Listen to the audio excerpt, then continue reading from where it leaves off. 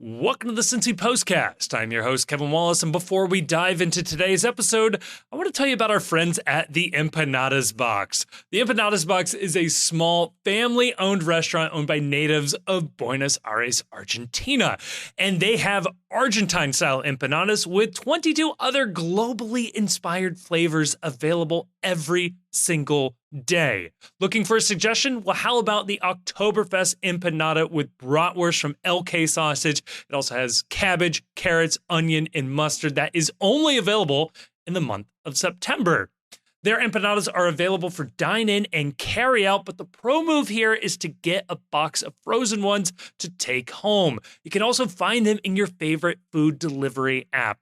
You can check them out online at theempanadasbox.com or check the link down in the description. You can find more information there, including information on their catering options for lunches, parties, and more. And a special offer to listeners of the Postcast, well, they're offering 10% off your order at their Covington, Kentucky location if you mention the Postcast at checkout. They're at 212 West Pike Street in Covington, and I am happy to report that the staff there are incredibly nice and the food is top notch. If you've been listening to the Postcast, you know we've been talking these guys up well before they were a sponsor of the Postcast. So again, special thanks to the Empanadas Box, incredible folks there. And if you go to their Covington, Kentucky location, they'll get you 10% off for mentioning the Postcast. Oh, we have a jam-packed episode for you on this one. We are talking about the 2-2 Philadelphia draw for the FC over the weekend. In part two, we do a little bit of table watching. Ooh, we're taking a look at how the Supporters Shield race is shaping up and shaking out for the last 6 to 7 matches of the season. In part three, we are previewing the midweek match against CF Montreal. But before we dive into the episode, I do want to tell you we are running a special giveaway from the Empanadas Box. If you like and retweet this episode, tagging your dream lunch date for the Empanadas Box. I want you to tag a friend of yours or maybe somebody you'd love to grab lunch with, eat some delicious empanadas with. Tag them in your retweet on Twitter and you will be entered to win a $25 gift card to the Empanadas Box. We will announce the winner on our next episode. If you would like to enter, again, like the tweet announcing this podcast episode when it goes up on Twitter or X.com, if you will. Like it, retweet it, tag the person that you would like to have lunch with. The quality of person you're tagging will not impact your chances of winning, but we will send you a $25 gift card to the Empanadas Box. And with that, that'll be your Cincy Postcast.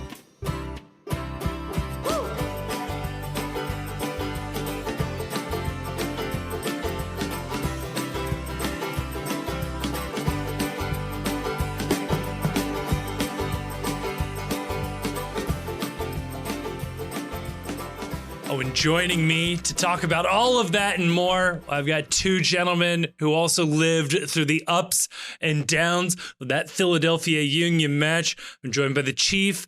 I'm joined by Grayson, and I want to start off with Chief.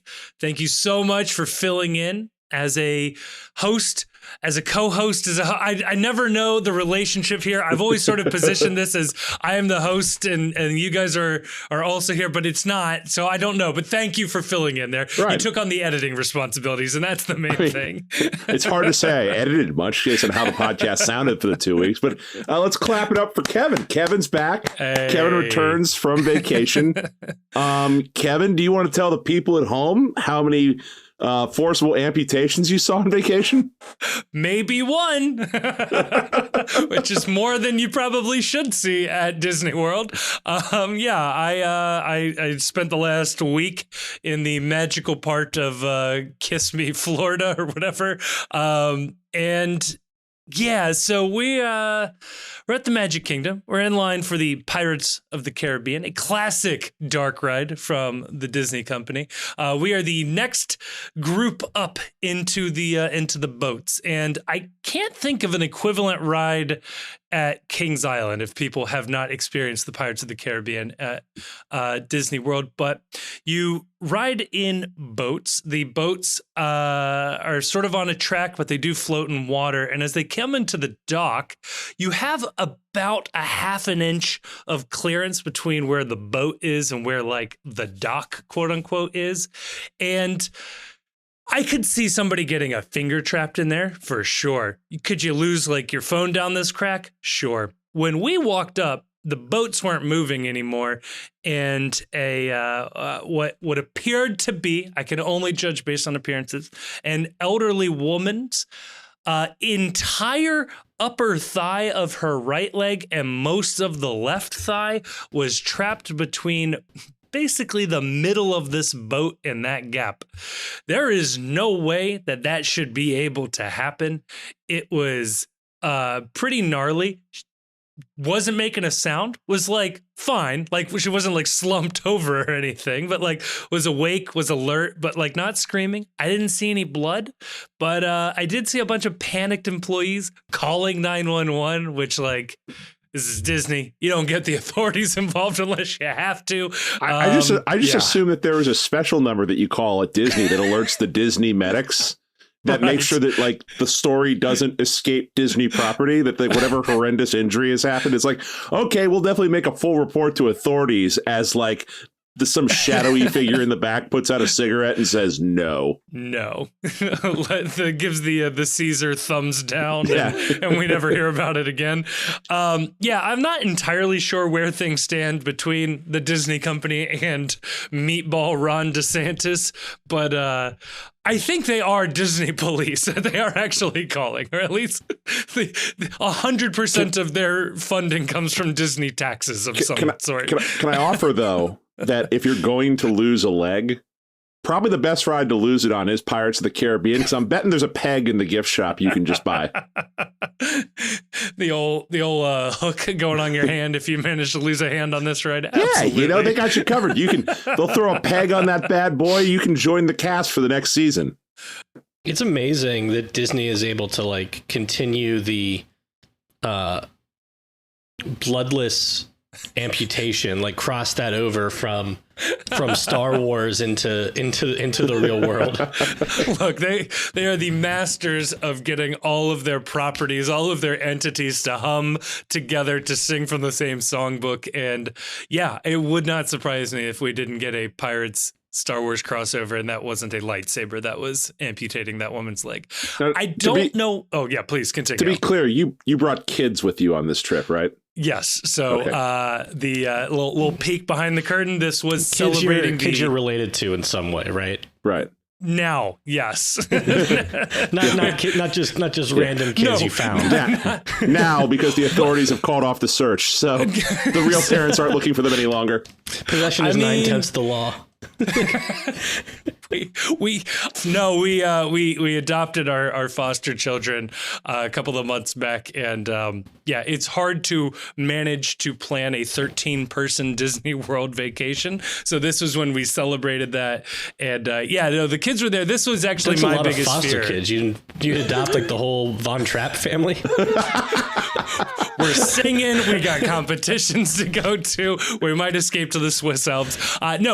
Adopted 2 kids, but between grandparents and aunts and uncles and other cousins of theirs, we ended up with a grand total of 13 people. When you were there, though, did you have any encounters with adult Disney people that were very upset at the number of kids that you were bringing with you? Most of the people, yes. Yeah. So we went in, obviously, early September, however you want to quantify that. Really good for like not a lot of crowds, really bad for like heat index of 105, but we're in like back to school mode for most people. We're bad parents and took our kindergartner out for a week. But so there weren't that many kids, at least not as many as you might have expected, running to a lot of Disney adults. Ran into this one. They're doing like this after hours Halloween party that started people lining up at like 4. That is 100% adults. And my God. So wait, time out. There was an after hours Halloween party in mid-September.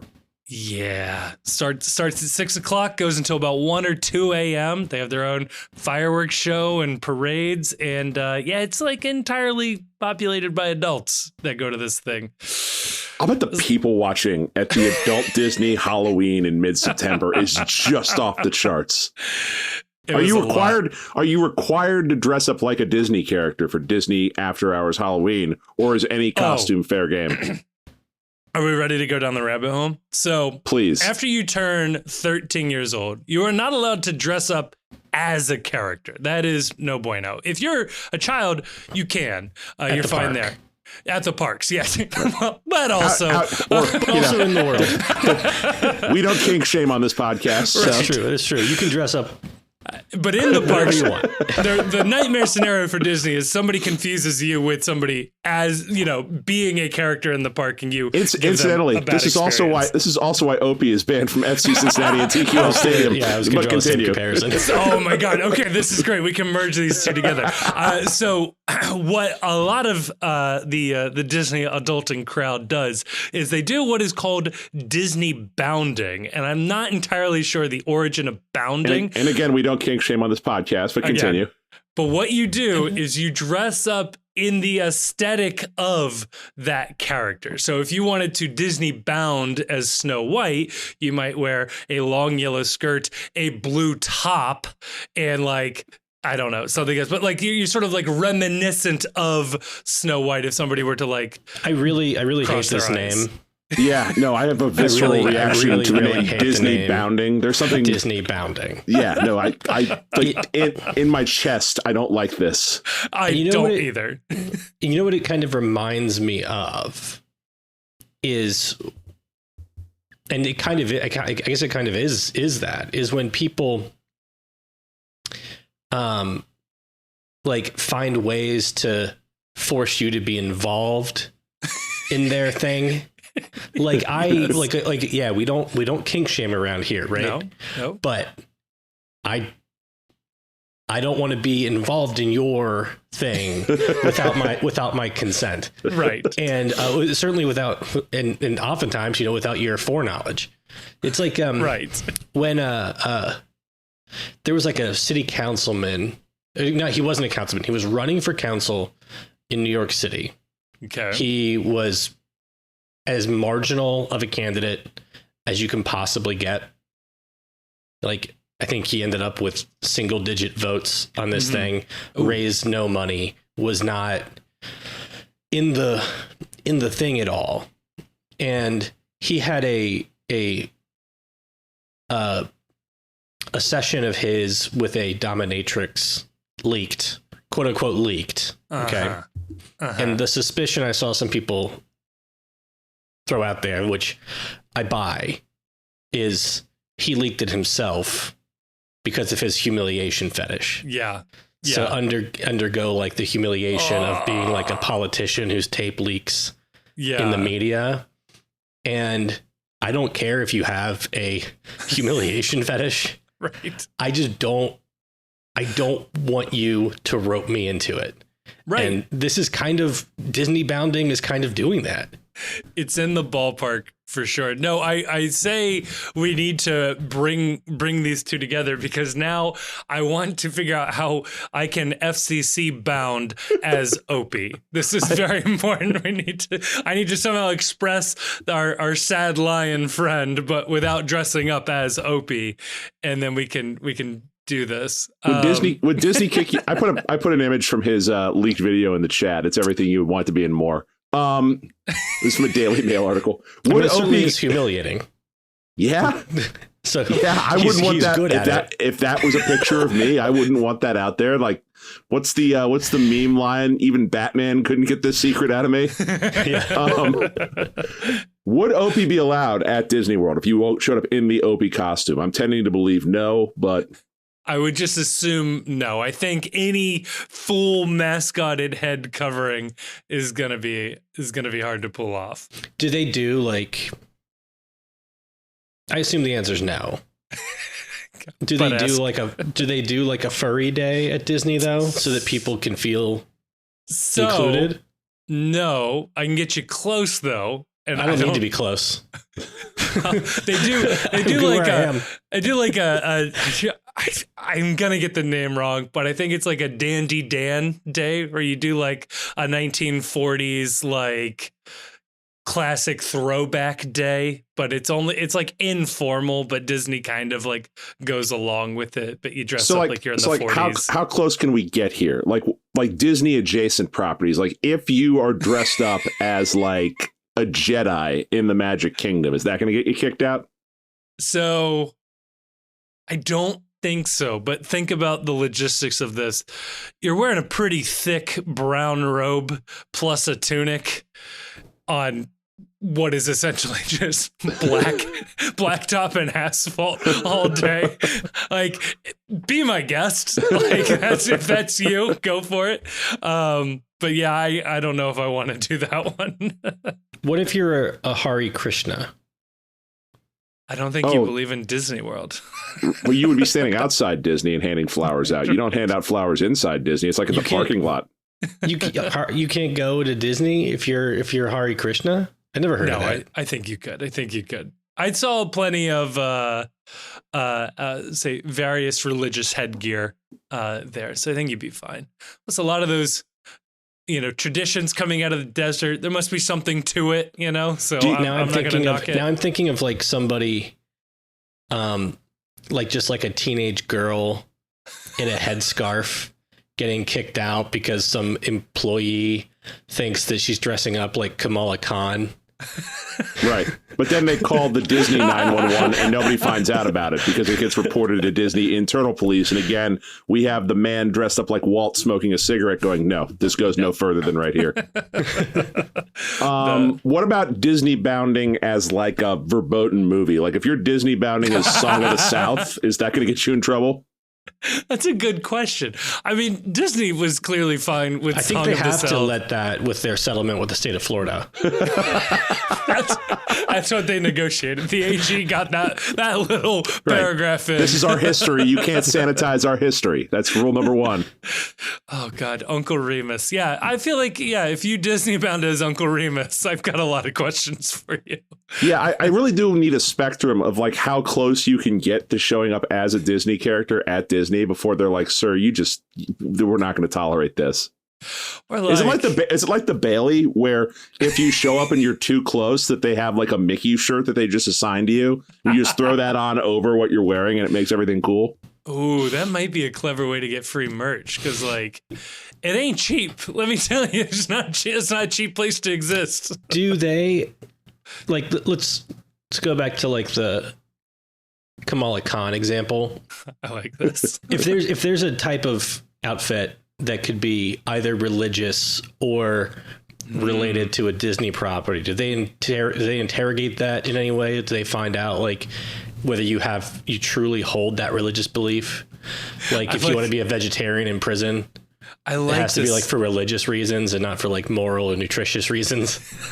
I like this idea. I'm trying to think like who in Disney movies could get you the most in trouble. And my mind is going to the Sultan in Aladdin.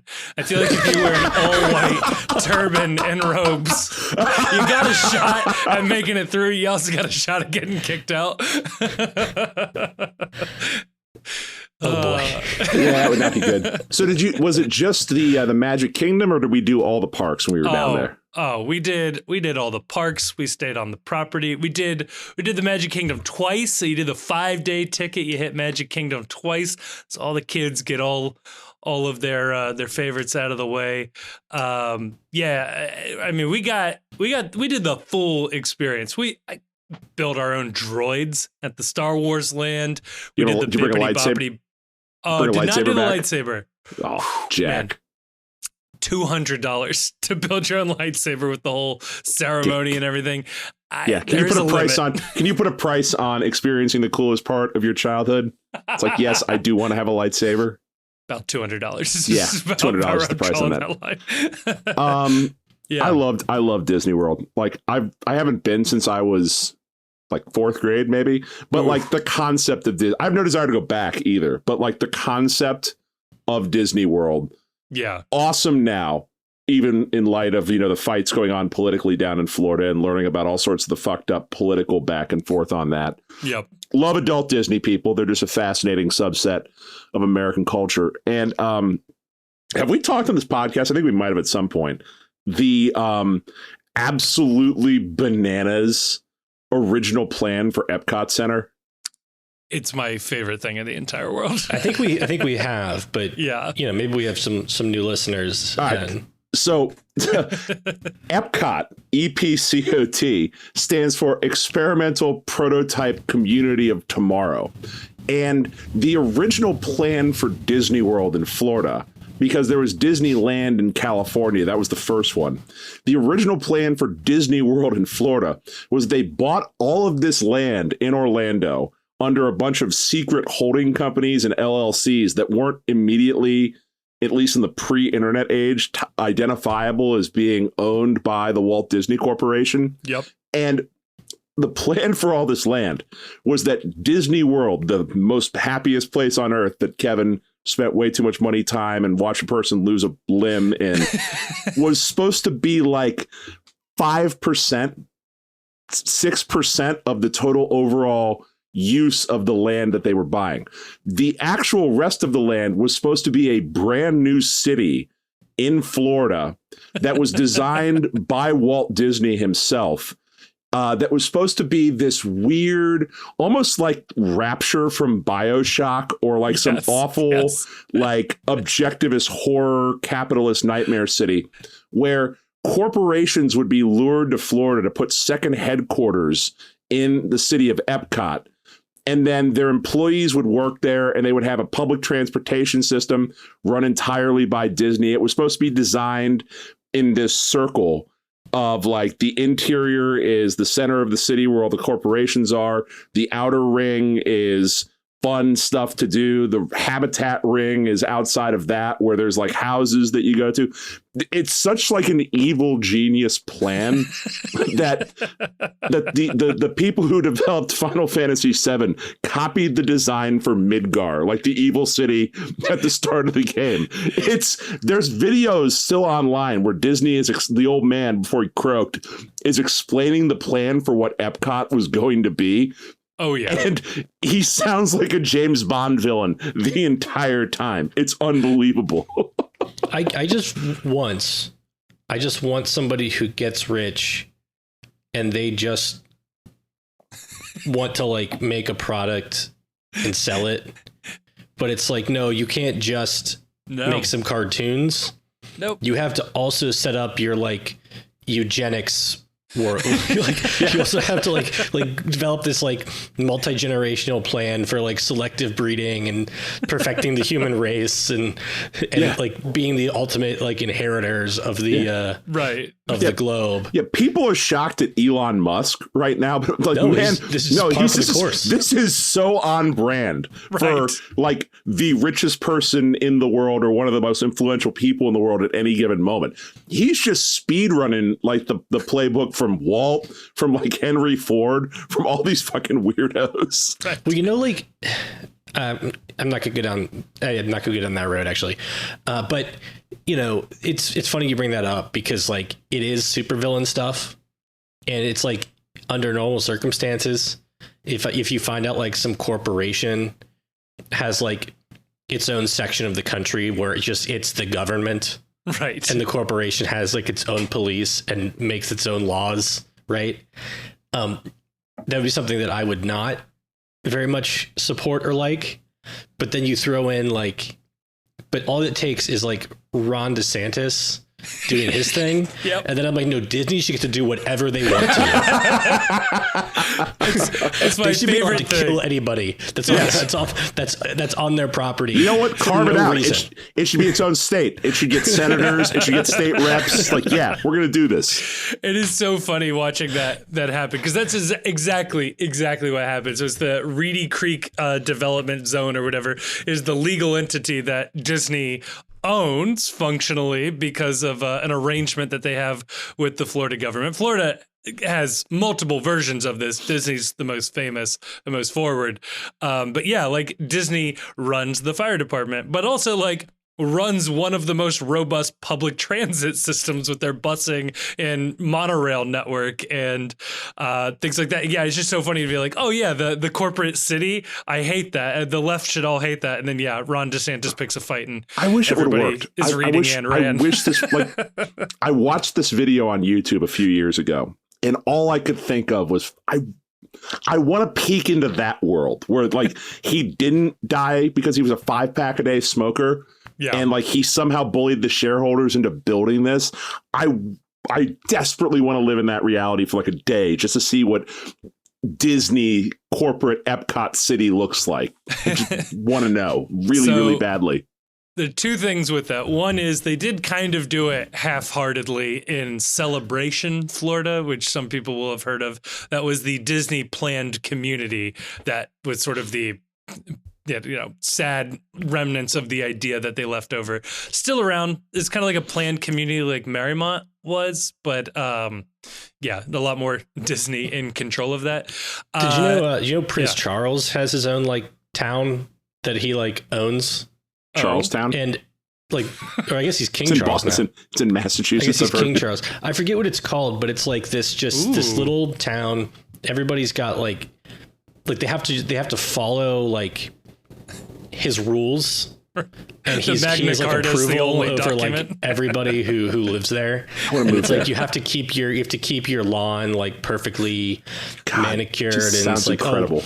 We need like a new flower shop, so we're gonna find some guy to come in. He's gonna be like our florist, and there's gonna be like nice flowers and plants all over the place, and it's gonna be just perfectly like pleasant and not like not a hair out of place. Yes. Does he visit often? I'm so bored with life right now. I want to live here. I want to live in Epcot. I want to live in the King City. Just I'm so done with the stupid fights we have and like the nonsense about like, oh, we're going to talk about like road calming and traffic calming. I want to live in a city or a town where the biggest thing is the king decrees that no longer will this beer be sold. Only this beer must be sold. I'm like, and then everybody just goes with it. That sounds phenomenal. I want a place where those are the problems.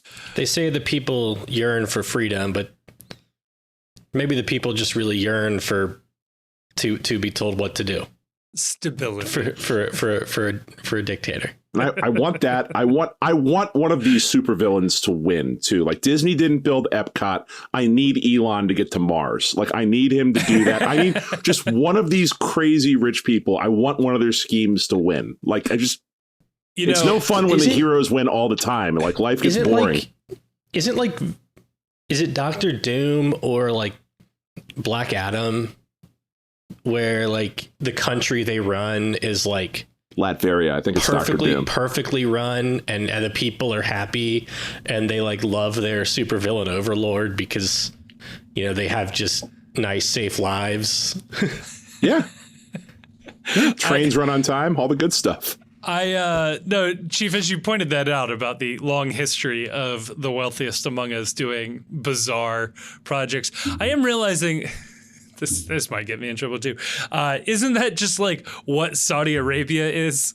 It's just like the richest people set up a thing where they get to keep being the richest. This is Kevin Wallace's opinion. Yes, and if he finds himself in a trash bag tomorrow, look, this is just an opinion Kevin holds. We're always open to new information. If anybody wants to educate us, maybe bring us over there. Yeah. Show us around a little bit. Pay us some money to sponsor the pod. Next week in the cold open is welcome to the Cincy Postcast. I'd like to tell you about our sponsorship, the Public Investment Fund. And folks, the Public Investment Fund is making big changes to modernize and change everything you think about Saudi Arabia. They had us over there. It was great. We spent a few weeks being educated about what happened. Let me tell you about Vision 2040. What would you say if I told you we were going to just all live in one long 100-mile straight line. Look, say what you will about Walt Disney. He at least had the foresight to put his city in something of a cohesive shape like a circle instead of a line. Brother, you ask anyone in geometry. It's just we're just debating over what shape you want right here. You know, they say Saudi Arabia is desert, but you know, it's got some really nice golf courses. Yeah. Yeah, some nice Formula One tracks. So, yeah. So yeah, there you go. That was my Disney experience. So.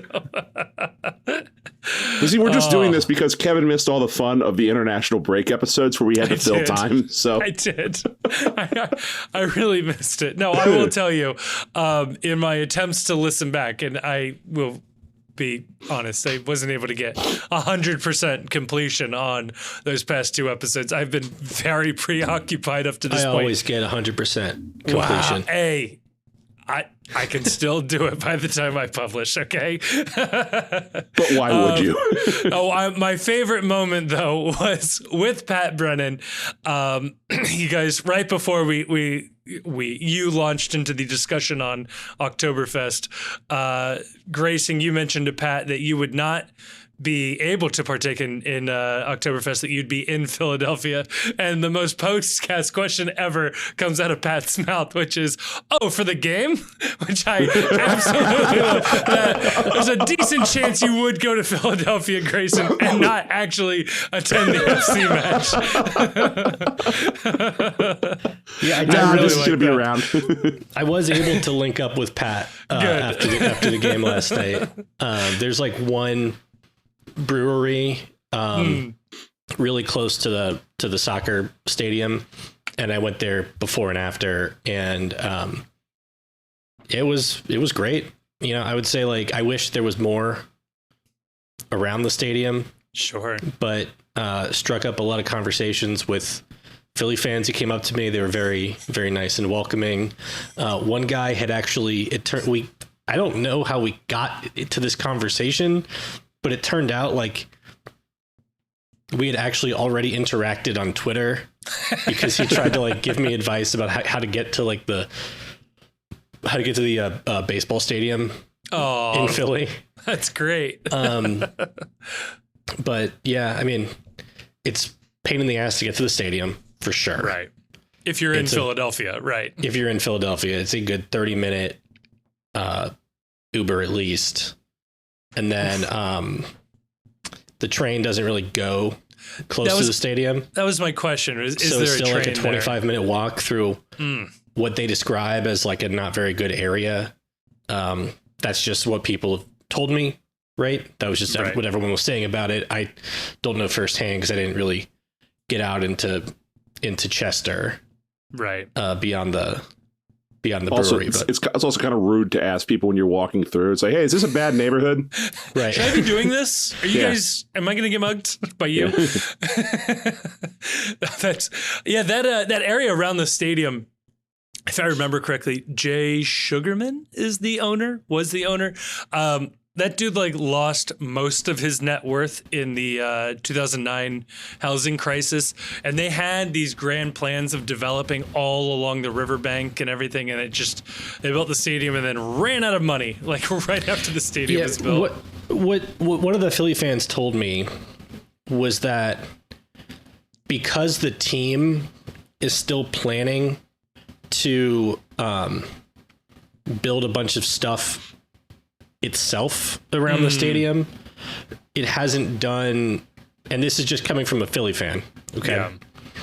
Yeah. It hasn't done a lot to support like that brewery, for example, or to like support other businesses that might be in there to enhance the atmosphere around. I mean, it seemed like, it didn't seem like the move, it seems, is to tailgate. Yeah. Like they all tailgate the game. It's not my preferred experience. Right. No, because we learned that in Columbus. Yeah. So you have to drive and pack your shit up, and somebody has to stay sober enough to get the car out of the parking lot. And that's not my jam. Yeah. But I would highly recommend anybody who hasn't made the trip out to Philly to go. Crowd was into it. Like, it was good. Yeah, sold out atmosphere. crowd. I mentioned that underlying sense of menace. It was a type of crowd where I was like, I'm not going to cheer or yell or do anything. No one's doing anything at me, but what they're saying is very loud and very violent. But like I said, everybody I interacted with personally was great, and they were actually a little apologetic. Like, everybody was like, yeah, we're not Eagles fans. And then they would say, like, I mean, we are Eagles fans, but you know what I mean. We're not those Eagles fans. Right. And I would say that's accurate. Not a lot of pole climbers in that group, huh? Battery throwers. Yeah. No. Santa haters. Oh, that's great. Yeah. Chief, how did you watch the game? We know how Grayson watched, and I set this up because I had an amusing story watching. Wait. Sorry. Oh, please. One other thing I want to say about the Philly fans. I've always held this opinion, but it was just, I was thinking of it when I was listening to what they were yelling about and what they were saying to each other. There's always been a segment of FC Cincinnati fans that I think is a little embarrassed to be a fan. Sure. And is overly apologetic or overly, let's say, like, they try too hard to appear like objective and neutral on stuff. So they're like ready and willing to just like say that, like, Miaska's not the best. Did commit a handball when by letter of the rule he did not. Right. And the Philly fans, they had no such reservations. Good. And so, like, I just want to take the opportunity to say, I think we've said it before, we'll probably say it again. You don't owe it to anybody. No. To, like, agree with, like, their take, to buy into their argument for a call that didn't go FC Cincinnati's way, or that an FC Cincinnati player was, like, the instigator in a situation or whatever. Like, you can just look at the game as a fan. Yes. And that's fine. Back your guys, back your team. Yeah. Yes. Don't apologize. Like, was it a clear handball? God damn, you're right, it wasn't. No. It's like, was that ball across the line? Absolutely not. I'm going to do my own research. I don't care what the video says. Right. Also, to your point on the menace thing, I was thinking about this today, independent of that, because friend of the podcast and post Discord member Mark Schweikowski, Schwei of Jim Trace and the Makers, is over across the pond right now with his girlfriend. Big Arsenal fan, huge Arsenal fan. His only opportunity to see Arsenal was going to an away game that they played at Everton today at Goodison Park. And so he got tickets through, like, I think an acquaintance that he knows that lives over there. And the marching orders were, okay, I've got you tickets. Let me explain some shit to you that's different about how things work here. Your first stop that morning is to a shop to buy some Everton gear so that you blend into the crowd. You are not to cheer for Arsenal. You are not to give any outward signs that you're supporting Arsenal. The best that you should do is sit there quietly, because if you don't, you will be lucky if security gets to you first to escort you out of the stadium. That's the kind of environment I want at an FC Cincinnati game. I want an environment where you can come down and buy tickets from Columbus, but there is a worry if you're sitting in the stadium outside of their little protected area that the night might not go so well for you. I'm not advocating for anyone to get stabbed. I'm not Kevin here. But that underlying sense of menace that we're describing here, I think that makes for a much, much better sports watching environment for everyone in the crowd. The second sports washing reference. Can we get 3? Hit us up, Public Investment Fund. Let's do this. MBS, hit me with your best offer. Oh my God. No, I'll just tell this story. We're flying back yesterday. Flight's taking off at 7:00. Orlando to Cincinnati, which basically is going to mean the entire length of this match I will be in the air, which was super frustrating. Thankfully, it was Delta, had, I guess, 2008's best internet service on this plane, which was lovely. And I got to watch this game in 280p. It was nice to get back to like YouTube's roots and how these games were presented. Right. And behind me, one row and across the aisle from me, so really one of the easiest people to talk to and interact with on the plane, as I was also on an aisle seat, was one Nick from Soccer. And dear listeners from KLR days will remember Nick. Hell yeah.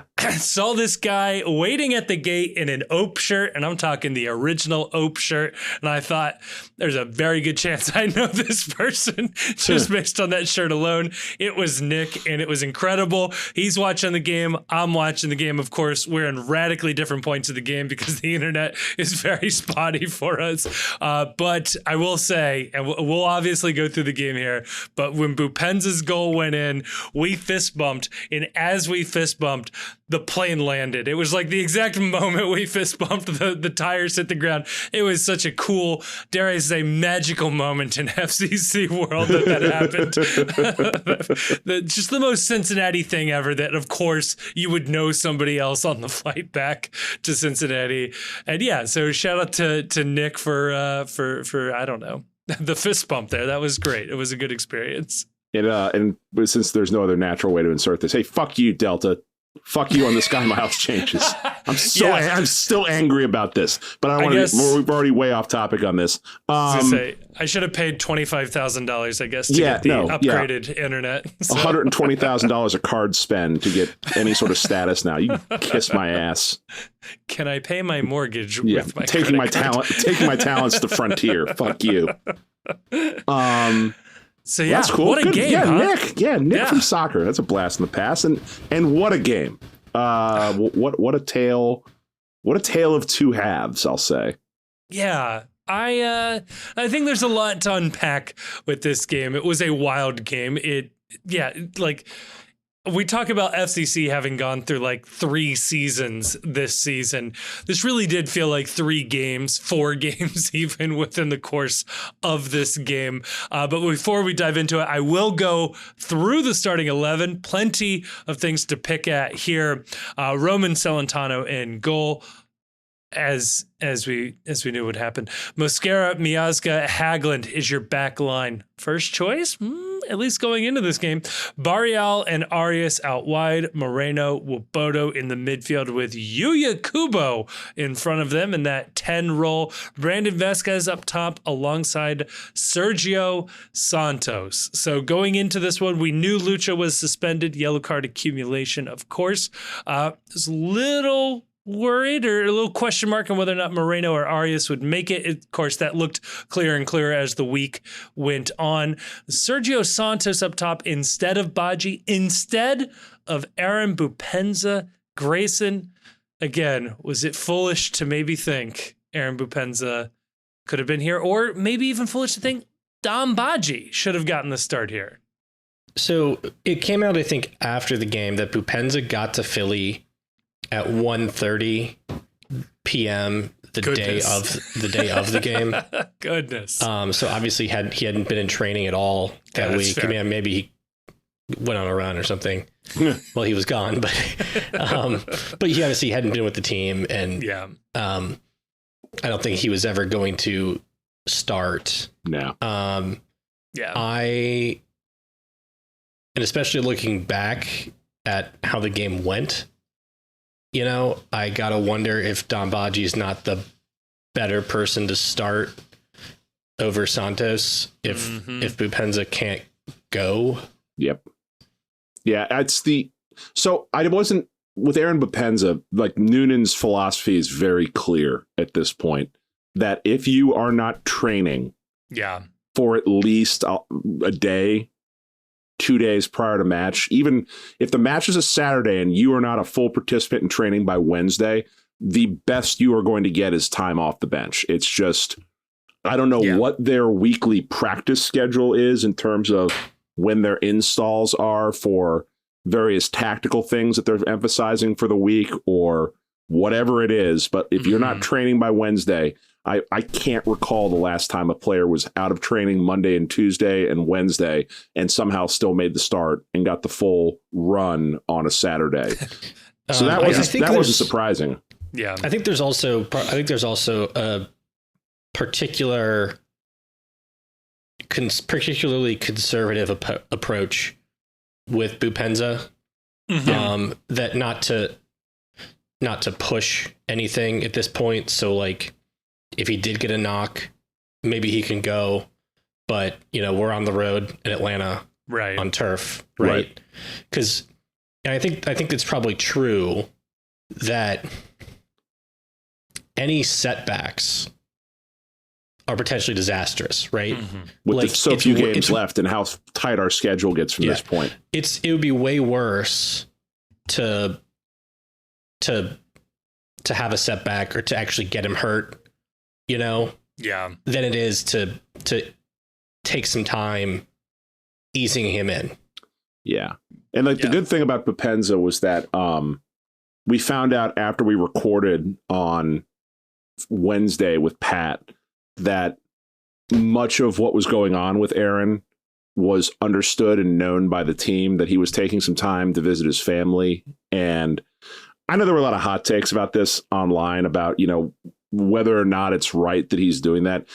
Given the political situation in Gabon and what's going on there, I have less than zero problem with the team giving Aaron an opportunity to go see his family, make sure everything is okay over there.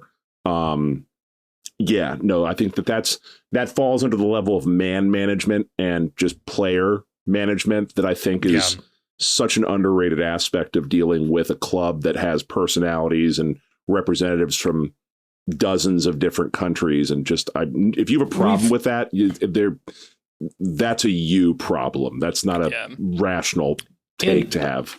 And I know his game wasn't in Gabon, but it was certainly a lot closer than Cincinnati, right? Right. And like, Africa's a big country and all that, or big continent and all that. But but so it's not like, you're in Africa, so you might as well just like pop over to another African country. Like, I understand it's like not the easiest thing, but it's so easier. It would be easier. Yeah.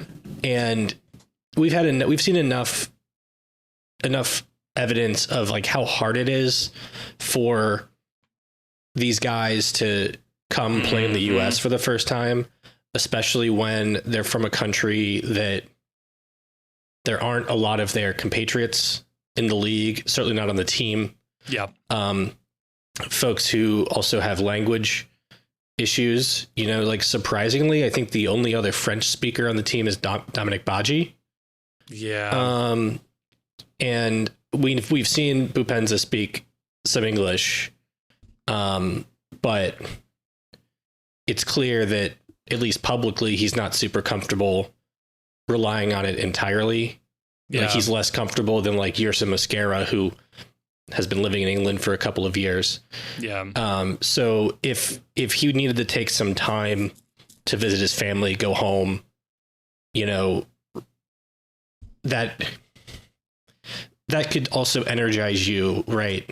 Yeah. In a way that flying to Africa and then back to Cincinnati, where you're probably still living like a fairly, I don't want to say lonely, but you're probably like kind of a little bit of a separated existence. Like, I think about Jurgen Locadia. Yeah. When he came over here and was living downtown, like during COVID. Regaton I think Regaton left because he couldn't adjust, to living in the US. So we're hopefully playing a long game with Boupendza. Yeah. I think there's times where it's like, we need you this game, so I'm going to need you to push through whatever you're personally dealing with and show up and fight for the team. But there's other times where, for your personal well-being, we're going to be accommodating. And we don't have a ton of details on that, right? But the picture that is being painted publicly is that the team was being accommodating and assisting him with spending some time at home this week. And, he certainly seemed to be enjoying himself. It worked. Whatever it was, it worked. Right. Chief, here, I'll offer you this hot take. I'll go the opposite direction and say Carl Linder's private plane can fly transatlantic flights, does have room for more than 2 people. Should we not have gotten Boupendza's family out of Gabon and applied for refugee status with, I don't know, another co-owner who happens to be an ambassador to another African nation, helping work the wheels on the State Department and get his family out of there and not have to do the whole Woboto thing for a year, trying to maybe see if we can get a friends and family visa. I wouldn't hate the idea that Boupendza was late because he was smuggling his entire family out on Carl's plane. I'm here for that take if it's there. If we later find out there was some clandestine operation, some Argo type CIA plot to get his family out, I'm completely okay with that. Yeah. No, and yeah, I mean, I can understand people's frustrations of like, hey, we paid a lot of money for this guy. Like, this is one of the games you'd really want him to be here, especially with Lucho being out. But yeah, like with everything going on, I could, you don't want to be the team telling this guy, no, he can't go see his family in what is probably the only opportunity to do so until the end of the year, especially now with Gabon out of that tournament now. So that sets us up, and I still think, and I agree with you, Grayson, this game bore it out, but Badji, when healthy, is better than Santos right now. Like, I'm happy to be proven wrong later with more evidence, but I thought going into this game, that was the case. After this game, I feel even more entrenched in that position. I would like to see Badji starting if one of Vasquez or Boupendza cannot. But it does seem like the rule... Yes. You miss a lot of time. You slowly come back. Yeah. Your first game back. We've even seen him do this with Lucho. Yeah. Your first game back, you're a sub. Yeah. Arias has certainly done this a number of times this year of going away from the team and coming back slowly. I will say too, and we'll definitely talk more about his performance as this goes on, but Kubo certainly looked like a capable backup 10 in MLS. We have talked about how MLS roster rules don't allow it, and Kubo certainly being paid plenty here, but certainly looked like a solid number 10. And his role is slightly different than Lucho. He's a very different player. But much like Lucho, why Lucho is such an effective 10. Mm-hmm. Number one is that he has just an incredible vision for the field, which you're not going to replicate that. It's almost like Tom Brady or Patrick Mahomes-esque, where he just sees and processes the game so much faster than other players do, which makes him more able to make anticipatory passes or know where the game is flowing to. You can't replicate that. But what Kubo does replicate a little bit is that Lucho is a tactical nightmare for other teams because he drifts all over the field into different roles. And you will see him over the course of the game get advanced into a striker's role while other players drop back into the midfield and he's more advanced. You will see him overload one side of the field with Barreal specifically and almost take on the wing back role as Barreal or Arias drifts in more centrally. He's even dropped back from time to time and allowed Moreno or Woboto to push forward into a more attacking role. And what Kubo lacks in that field awareness, field vision, incredible passing skill, he does have that ability because he's a winger by trade who spent an entire year playing defensive mid and is a goal scorer by his nature.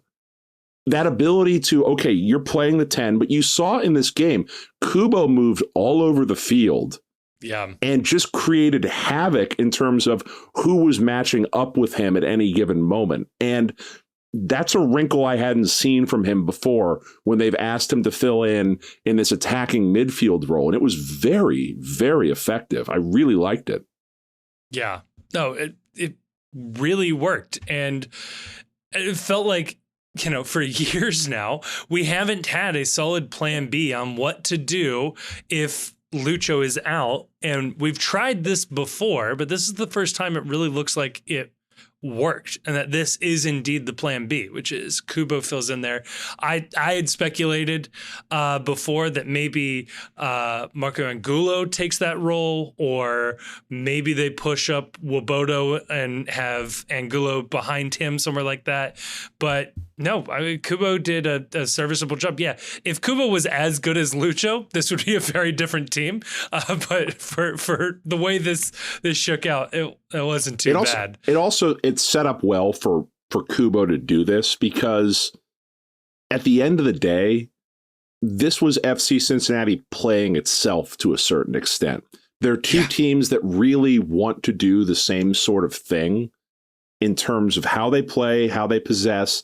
And Philly was doing the FC Cincinnati thing. They were very content to let FC Cincinnati have the possession, to move the ball, and pick and choose their spots to go forward on the counter. And so as a result, it allowed Kubo to be effective because he was being offered probably more space than other teams are going to give him in those types of situations. There wasn't, Philly pressed selectively, but there wasn't an all-out intensive press effort from Philadelphia. The midfield, there was room to operate sort of in the center quadrant of the field.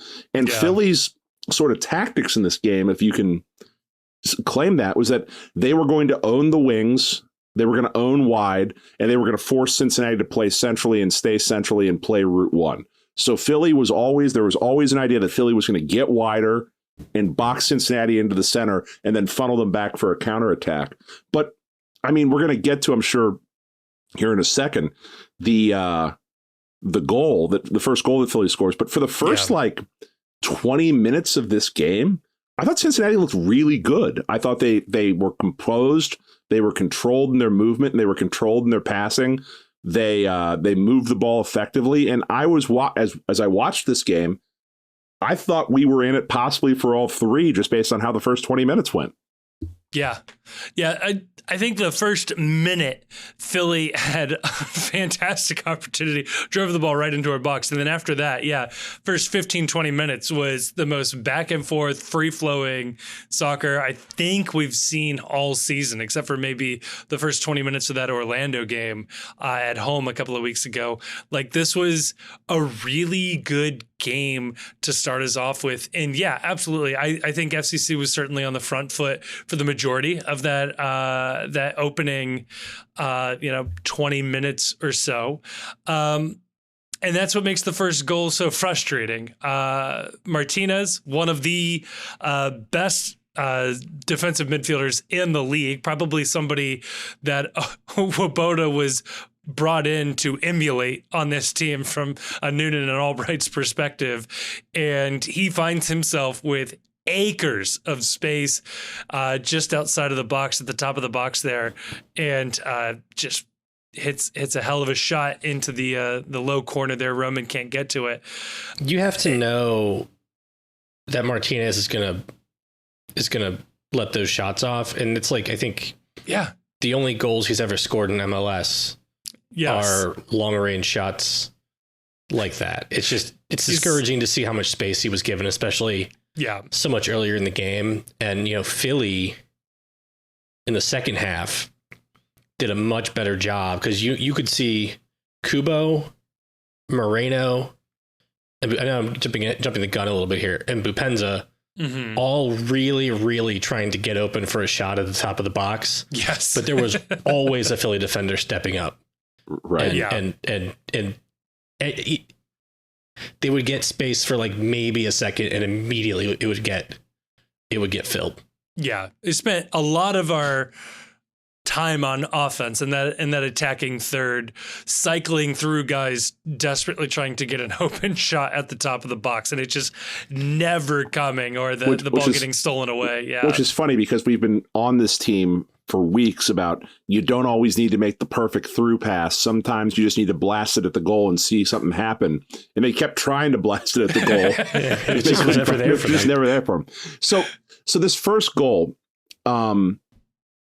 it's worth pointing out for here that this is the start of what is, I would say, and you guys feel free to disagree with me if you think I'm off base on this, was clearly the worst 45 minutes of soccer Matt Miazga has played all year for FC Cincinnati.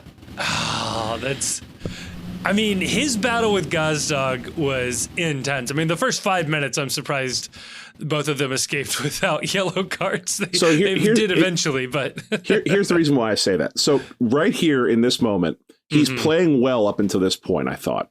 Okay. But if you go back and you watch this goal, he is clearly out of position and doesn't make the effort to step up and close the space down between the shooter and the goal.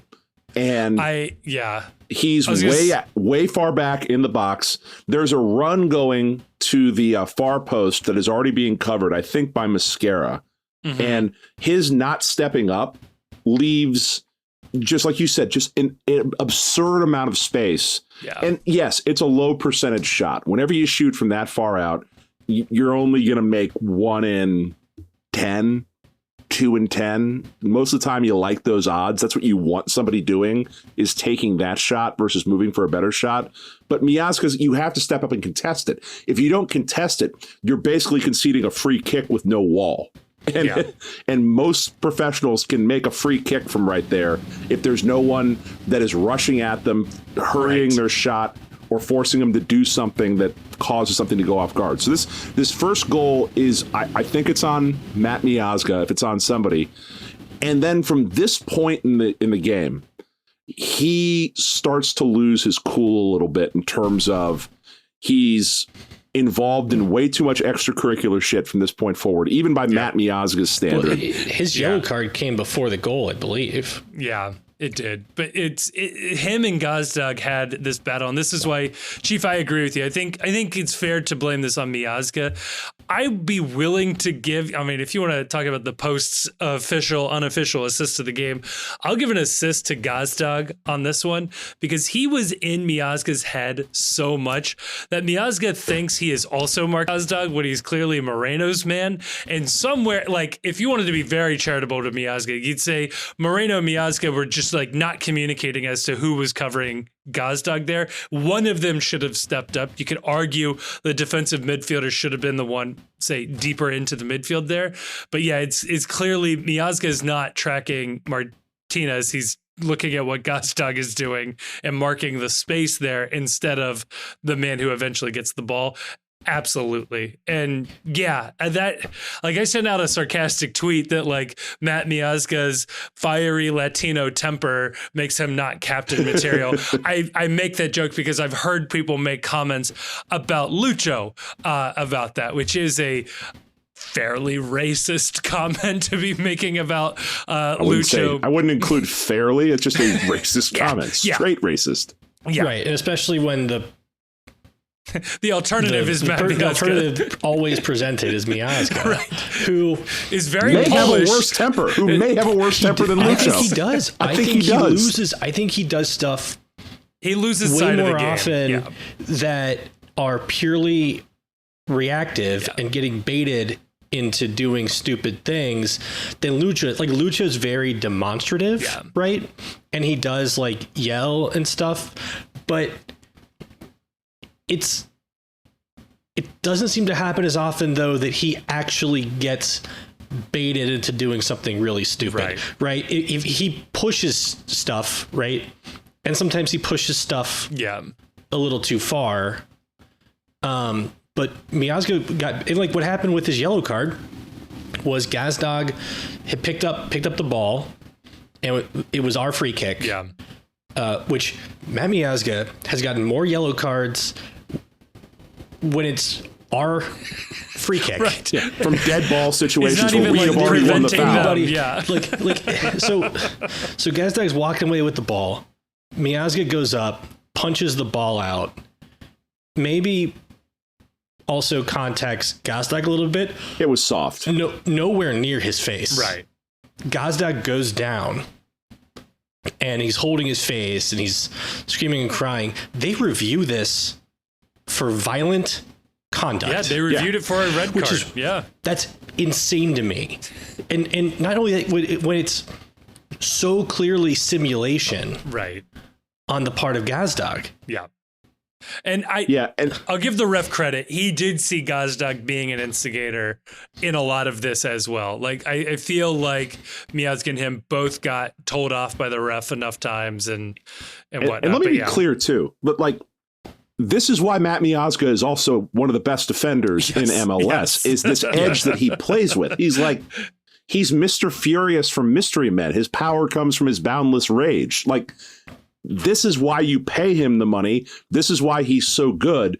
But much like the things that you have to sort of accept with Lucho, you also have to accept it with Miazga, that occasionally when you ride the edge like that, you're going to put a toe over the wrong side of it and just things are going to spiral out of control. And he's very, very good at channeling that emotion on the field into exceptional play.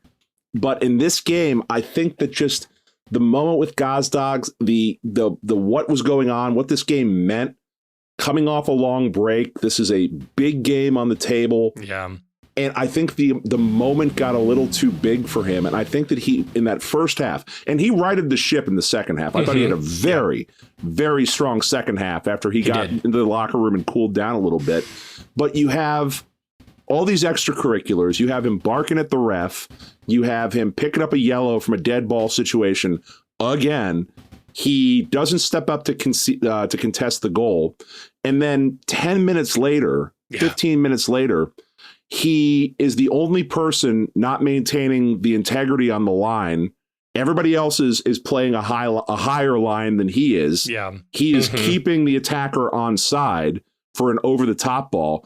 And ultimately it's a PK because Celentano kind of makes a meal of his save attempt, but he's only put in that position because Miazga is playing the man on side by not being in line with the rest of the back line. And it's just, it's that lack of focus. And what's fucking frustrating about it is that the only real two chances that Philly had, well, they had three, but their two goals came from two singular moments of just mental lapses. Yeah. From an otherwise decently strong first half from FC Cincinnati. Yeah. And Philly is so good at the little dirty tricks, the little dark arts, the little mind games. Yeah. Like I was noticing it. I was noticing stuff that I had just really never noticed in prior games. Like, for example, like Harriel, when like several times, ball went out of bounds, and like one time, and he would do some so like one time, for example, it was our goal kick, ball out of bounds. Celentano grabbed the ball behind the goal and was getting ready to do it quickly. And while Celentano was grabbing the ball, Harriel brought the ball that had gone out of bounds, put it just over the line inbounds and like stepped on it and walked away. Right. And like now there's two balls on the field and we can't take the goal kick quickly. Right. You know, and it was like shit like that. That's like, or the old standing in front of the ball when you're about to take a free kick and then like forcing the ref to move you back and just wasting a little bit more time doing that. They did a lot of that, and they were like gesturing like what's wrong? I'm allowed to be here. Is that coached? But they also got like, it must be. Yeah. But they would also get super pissed off if we did anything. Of course. Like I forget who it was, but I want to say it was Boupendza. Moved the ball right before, right after a foul was called, and Wagner was coming over to take the kick, or Wagner was coming over to take the kick, and Wagner just two-hand straight shoved him, just shoved him down, and it's like, I don't know, but nothing was done about that. Right. It wasn't looked at. I think the ref wasn't even looking at the play there. But what was bizarre about this official was that, he doesn't do that when there's like in the open play, you're seeing contact like that. But Miazga picks up his yellow from a dead ball situation. Ball not in motion. Yerson Mosquera on this PK gets an insane yellow card for jockeying for position Yeah. on the edge of the 18-yard getting box. shoved in, yeah. Just Yeah. what? So I did find a headline about Elfath having trouble with the players constantly shoving each other. Yeah. It's from Broadway World. Oh, heard of them. Yeah, they have big week for them in the news. So referee Ismail Elfath instructs players to keep their hands to themselves, repeatedly reminding them this isn't Beetlejuice. That video is incredible, by the way. Like, if you haven't seen it, just Google Lauren Boebert Beetlejuice. It's really, really good. There's multiple videos now. Yeah, it's phenomenal. Good. Yeah. I thought the penalty was fair. Like, I don't know. There's not much you can do there. Like, yeah. No, it was a penalty for sure. Yeah. If anything, we're lucky we didn't get a red. Yeah. I was certain it's goalie. Sure, but it's a tackle. It takes a lot for. Yeah. Yeah, I mean, I was certain he was offside live just because he had gotten so much space. Yeah. But it's for what Chief described, that Miazga wasn't keeping as high of a line as everybody, and I just didn't realize that he had kept right Gazdag onside or something, or wasn't tracking with him. It was crazy in the moment. It's one of those things where it's like when he gets the ball, he has so much space between him and the defenders. He has to be offside, or you just worry about how we are playing defense. And no, that's exactly what happened there. Super, super frustrating. I mean, and I want to talk. Yeah. I also want to say too that it was clearly a penalty. Yeah. Roman Celentano did not have a good first half either. He was the other person. If like Matt Miazga was person A of this was kind of a burn the footage first half for him. Person B was kind of Roman Celentano. His distribution was awful in the first half. Multiple balls played to no one. Kicked the ball out of bounds a couple of times. This was very much first half of year one Roman in terms of his distribution. I get that he's one-on-one and he's left a little bit hanging out to dry on the goal, but you can't foul like that after the shot's already gone away. He's already done the hard work. Right. He's already forced a bad shot by coming out to cut the angle down, and then cuts the man down and creates a goal-scoring opportunity where he had already stopped one with the PK. And then on top of that, I got to ask, do we practice PKs? So, like, does our goalkeeping coach practice PKs? Do we spend any time fucking saving these things? Because I don't think we've saved a single one this year in any of the multiple PK shootouts we've had, or any of the PKs that have been given this year. It's been a really long time since we've stopped one of these fucking things. And I'm just curious, what is our goalkeeping coach doing? Do we practice this? Can we increase the amount of practice time we're dedicating to this? Anything, please. The scary answer to this is our team might suck at taking penalties, and then Roman doesn't get good training. So it's a compounding problem where nobody can offer up a good enough training partner for him. Like, is the only person shooting penalty though? It was good, but like, fucking stop one. Like, do something special for the love of Christ once. Roman dove the wrong way and he got close to it, and if the ball had been any closer to the center, Roman would have saved it. Yeah, I think they said on the broadcast he saved 2 last year, so we might have just 2 over the course of 2 seasons of these. One against, I believe, Salt Lake, and one against NYCFC. I remember the Salt Lake one. Yeah. Good time to mention, though, too, that I know you didn't experience this, Grayson, because you were at the game, but the commentary team for this game was outstanding. Just A-level.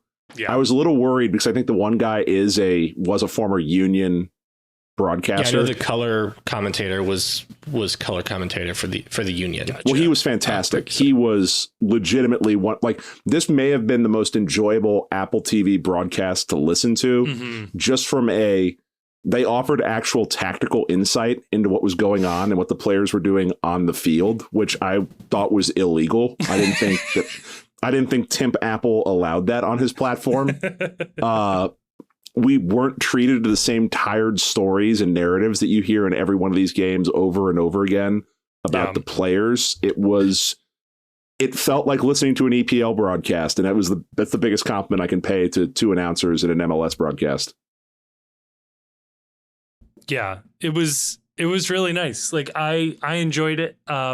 I can tell you, as we were leaving the plane, I just listened to the game like as a radio broadcast, and they did a fantastic job describing the chaos that was the final few minutes of this game. Yeah, so second goal goes in. We're down 2-0, and it really looks like this is going to be another one of those, the wheels fall off for FCC and we lose 4-1. And they damn near conceded a third one on a goal kick situation where I don't know what the fuck Roman was doing on this play, where ball goes into the box and all of a sudden he's down on his hands and knees in the middle of a scrum of 8 people. Yeah. Oh, like Junior Moreno on the line. Of Moreno's chest. Yeah. No, but like you look and all of a sudden Celentano is like crawling. It's like, how the fuck do you get down there? What are you doing? And that was a Junior Moreno chest away from going in and being a complete blowout in the first half. Yeah. No, it was massive to get out of that half where it stood ultimately. It was, I mean, FCC had their moments, don't get me wrong. But yeah, those final 5-10 minutes of that half were pretty rough. Even Hagelin picked up a yellow card somewhere in there as well. So we go into the half down 2-0. I mean, it's a wild game up to this point. We're really missing Lucho. It looks like one of those games where I think it was Jonah on the Knifey Lion X account saying, Lucho cementing his MVP award here on this one. And, yeah, it actually took a little bit of a hit. It was. Oh, no, I think that him being out and seeing what happened here in that first half, it's like, oh, yeah, he is incredibly valuable, it turns out, because the boat just doesn't go without him on the field. Right. I was like the Peyton Manning neck injury year where they had Curtis Painter for the year and I think only won one game or might have won 2. Yeah. But it's like, you give Peyton the MVP award because with Peyton, this was a playoff team, and without Peyton, they're picking first overall. Yeah. So we go into halftime, and Ian Murphy comes on for Nick Hagelin, and the aforementioned Aaron Boupendza subs in for Sergio Santos, and it is night and day with Boupendza on the field versus what was being offered up beforehand. I'll throw some more fuel on this fire, and please shout me down. I want to be shouted down here. I won't go as far as to say it's my fetish, but I will say I would love to be told wrong here. Does Boupendza have a problem with Lucho? Because a Lucho-less FCC with Boupendza, that's a hell of a Boupendza we got out there. I don't know that we see that Boupendza with Lucho out there. I threw this out in the Discord. Please, yes. But do you believe it? I was suggesting, and I think I do kind of believe it, at least short term, that it may be easier for Boupendza to go out and play as the guy, as the offensive star on the field, and only have to worry about, doing whatever he wants to do and how he wants to play versus having to accommodate another star's game and figure out how they can work with each other and not, occupy the same spaces and, not miss, each other's intentions. Right. So say there's only one ball controversy right here. I mean, it may be, obviously the hope would be that you get them working together and on the same page, and then they're better together than either one would be individually. But, there's a lot of examples in sports of somebody being much more effective when they're the only alpha, than having to share the ball. Yeah. Yeah. The NBA is rife with these types of examples where players get better when they move away from, like Kevin Durant got a lot better when he moved away from Russell Westbrook. Like that's unquestioned, in fact. Honestly, I look at this as we got a recharged Boupendza who got to see his family, got to, represent his country, got to, get this trip off his, plate. I don't know what he was thinking about this or how worried he was about having to return back for international duty. And this international window was looming. Everyone knew where it was on the calendar. And I don't know how you never know how these sort of things weigh on a player's mind. And getting this done, getting this trip done, seeing his family now maybe it clears your mind and allows you to fully focus on the task ahead of integrating and playing well. I think not for nothing either, that if there was going to be a game that Aaron Boupendza was going to shine in, it would perhaps be the one where the coaching staff is able to prepare him tactically for what the other side is going to do. And that what the other side is doing is very similar to what he sees when he's in training. It's just our system. Right. So this was, for Boupendza, perhaps this was, Mercy Health Training Ground, just with, 20,000 more people there, because it's the same type of tactical setup, the same type of play style that he's training against. And for a guy that hasn't been around this league and seen this league much, to the point where he can become familiar with the things that people are trying to do, this would be the one game where he should be very well prepared for what this Philly team is going to do. Right. Yeah. I mean, this is the second game now with Boupendza that he gets off of an airplane on a short rest and immediately, comes in as a sub, super impactful, scores a goal.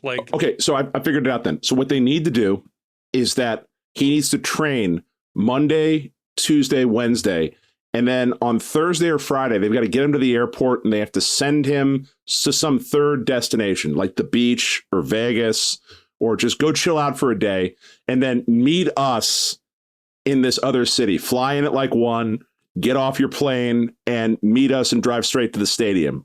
He needs that little bit of buffer between travel and training to where he is isolated. He can get in his focus. He can throw his beats on and walk over to the stadium all badass away from the rest of the team. I love this idea. I love Rack up some sky miles that'll be useless in the future. This is good.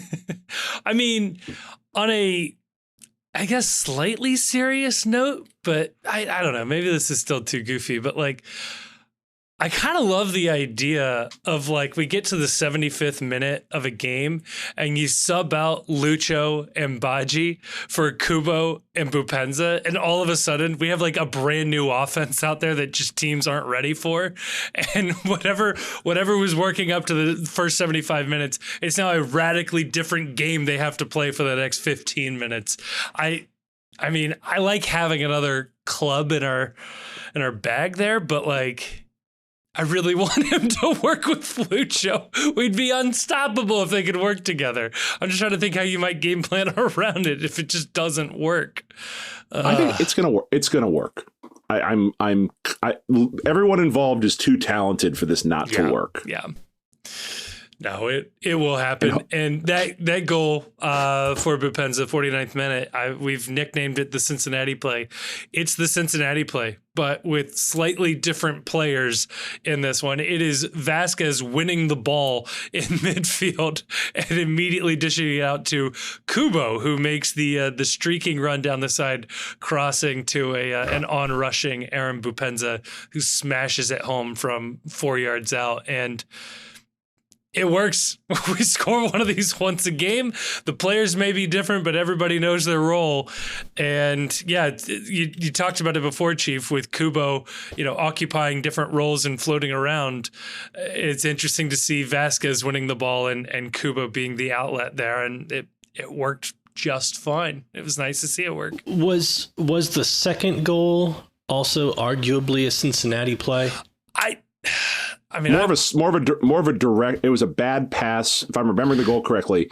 Philly makes a bad pass that Boupendza snipes in front of. Won the ball high. He doesn't go down the sideline really, or he doesn't go to the end line. No, but really. He doesn't offload it. He gets the ball and then it's one touch into it's one pass into Vasquez. He is between the sideline and the outside of the box, so he is definitely out on that side when he makes the pass. Yeah. To me, the Cincinnati play is you have the facilitator who gets the ball to somebody out wide, and then the wide player swings it back in for a tap in. This one, Boupendza just wins it wide. The player who is the facilitator is the Philly player that makes the shitty pass. Right.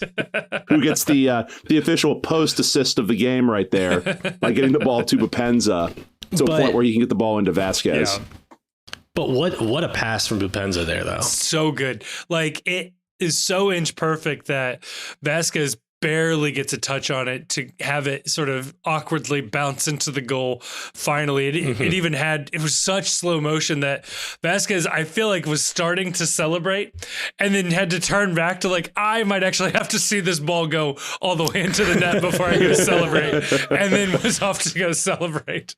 No, it was fantastic. And yeah, two goals in like a pretty short amount of time in this game to get back into it, and two goals that were set up by incredible passing out wide, low balls, because we don't score with our heads. Nope. We just don't do that. It's not really our thing, man. And good defensive pressure. Yeah. Really, really good defensive pressure, which is interesting because you would expect down 2 goals that it would be a lot harder for us to put Philly into those bad situations, that they would be a lot more content to play it long and force us to go all 99 yards to score the touchdown. But we caught them in bad spots high up the field, not really a Philly way that they want to play in this game. And so it was good overall hustle and pressure and tenacity to create those opportunities. And it's fun to see this team fight. Yeah, and they fought. Part of that too is just the level of talent that we have in those players on offense. Yeah, like they have the ability to, when they do catch Philly in those rare moments where you can win the ball high and get a transition opportunity, they are able to move quickly enough to react on it and punish them for it. Right. And, Boupendza being able to play such a nice pass, Kubo being able to outrun the defender and Boupendza able to get away from another defender and find space in the box for himself. Right. Like, yeah, these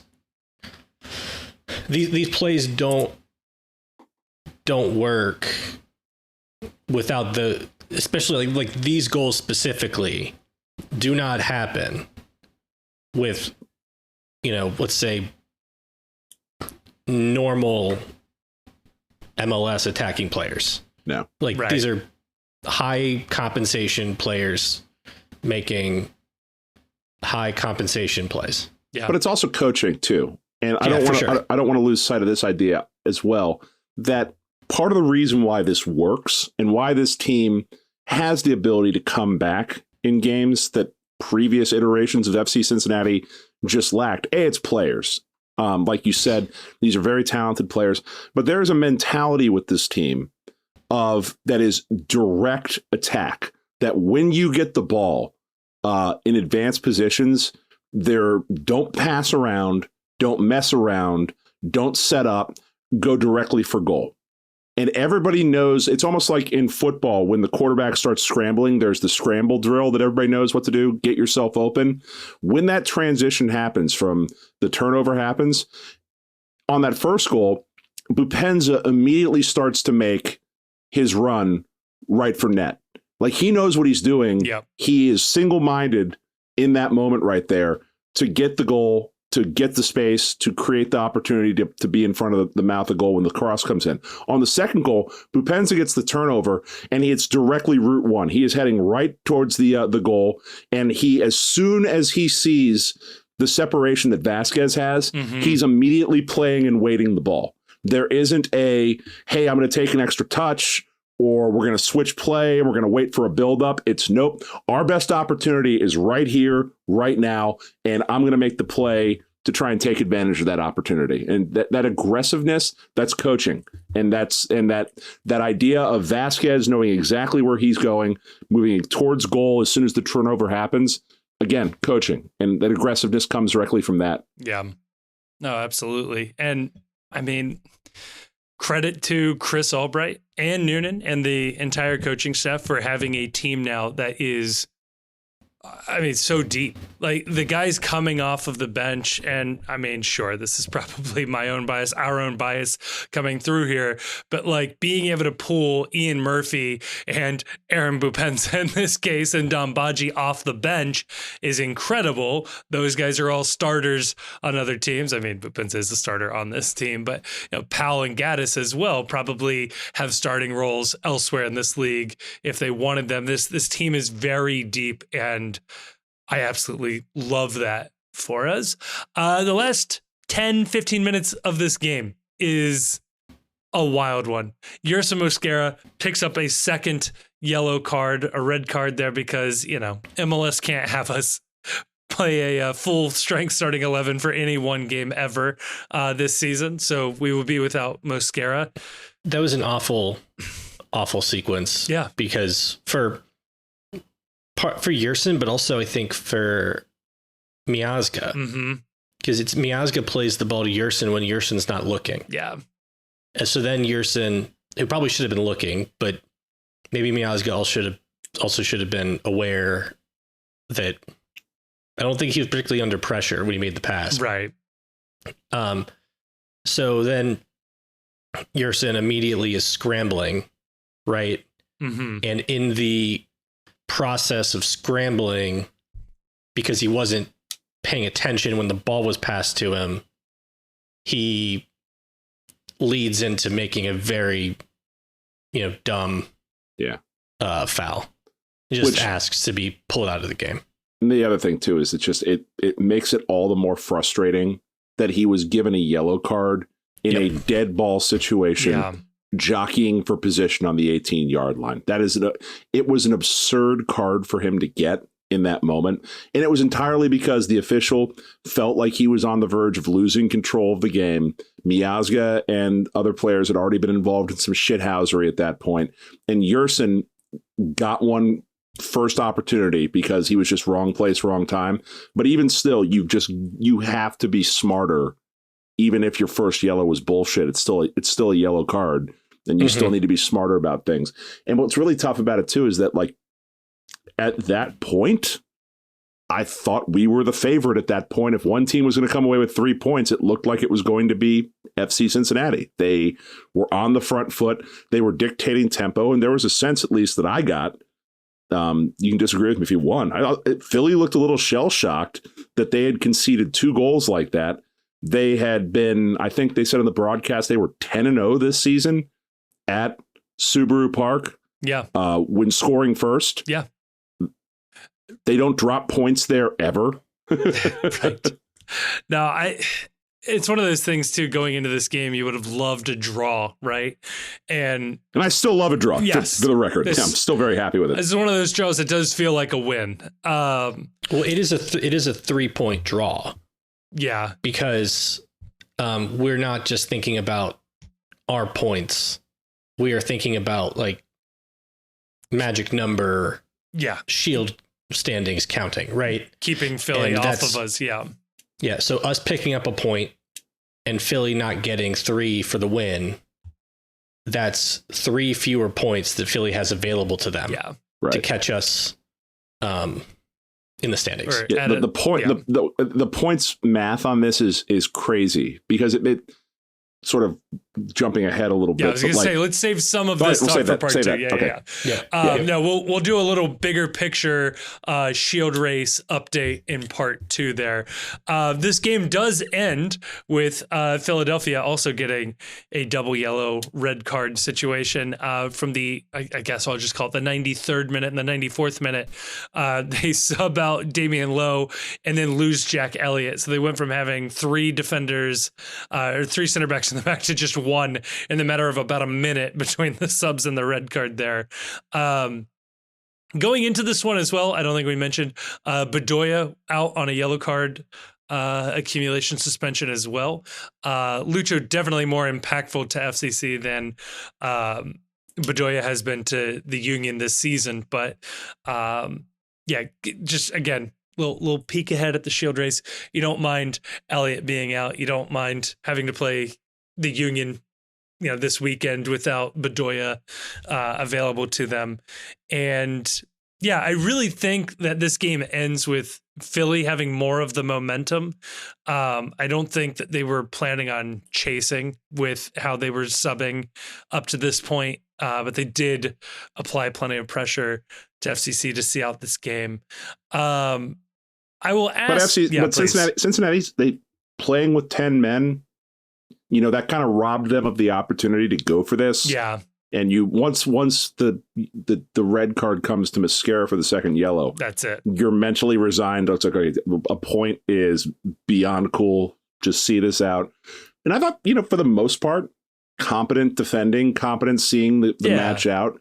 There weren't a lot of scary moments down the stretch. Certainly could have been a lot worse. Murphy. Job well. Yeah, I was going to say Murphy looked good. I will throw this out there. And Grayson, I feel like of any of us, you're more likely to have come across the reasoning why from one of the other reporters or the post-game comments. Boupendza's subbed out in the 87th minute. He did come in at halftime. Pretty rare to see a substitute pulled before the end of the game. It was the 87th minute. It was a defensive substitution with Powell. I can understand it, especially given the red card that happened. I do believe Boupendza might have picked up a tiny injury on an attempted header there right before this. Do we have any update as to maybe why Boupendza was subbed out? Is there any injury concern? I didn't see any like that. But what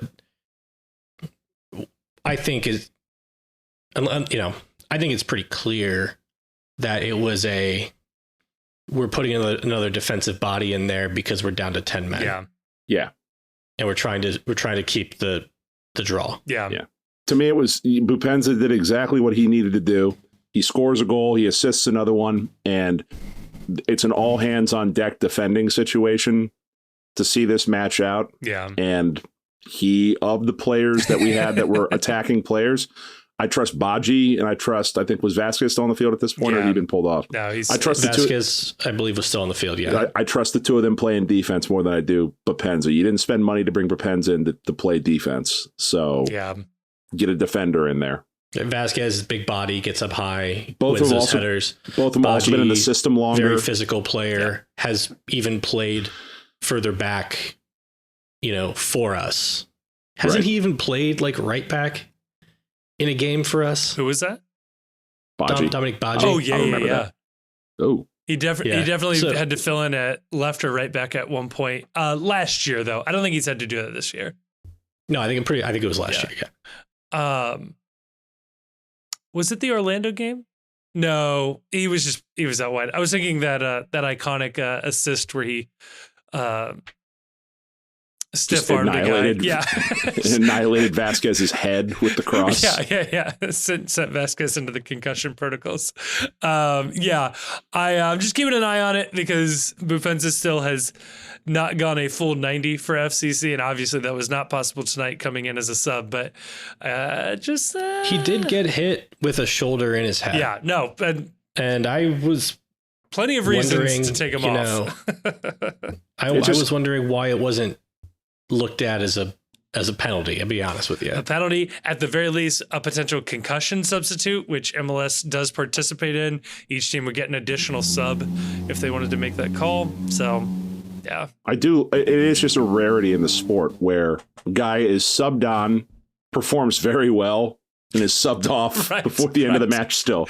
That's just, talk about like fully embracing the have gun, will travel journeyman life. You know, flying on an airplane, come to the stadium, subbed on, subbed off, hop right back on an airplane and get the hell out of town. Scored 2 goals. It's like, was it the Derrick Henry rule back in rural Alabama, his high school, when they were up 3 touchdowns, they weren't allowed to give him the ball.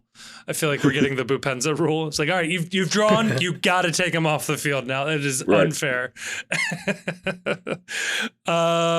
Cool. Anything else about this game before we start looking bigger picture at this one? Yeah, happy with the result. Yeah, solid draw overall. Please. Santiago Arias. Yes. Low key, pretty good shithouser. Yes. that's that La Liga training coming out right there. Yeah. And he was really, I'm not sure they showed him after he got subbed off, but you know, he'd really gotten under the stadium skin and some of the skin of the Philly players, and he was feeling himself on the bench. Like he was like high-fiving like all the players and making like weird hand gestures I didn't really understand, but like he was yucking it up. Like he was in great spirits, and he had, you know, his little thing where he was walking slowly off. The ref said go faster. He jogged really slow for a second and then stopped and started walking. Like it was a whole performance. I love it. Oh, I absolutely love it. Yeah. The team did fine. And especially, you know, we talked about Philly scores their first goal in their house. They tend to win. Once again, just another example. And it's an example you don't like to see, but it exists. So I'm happy to see it now.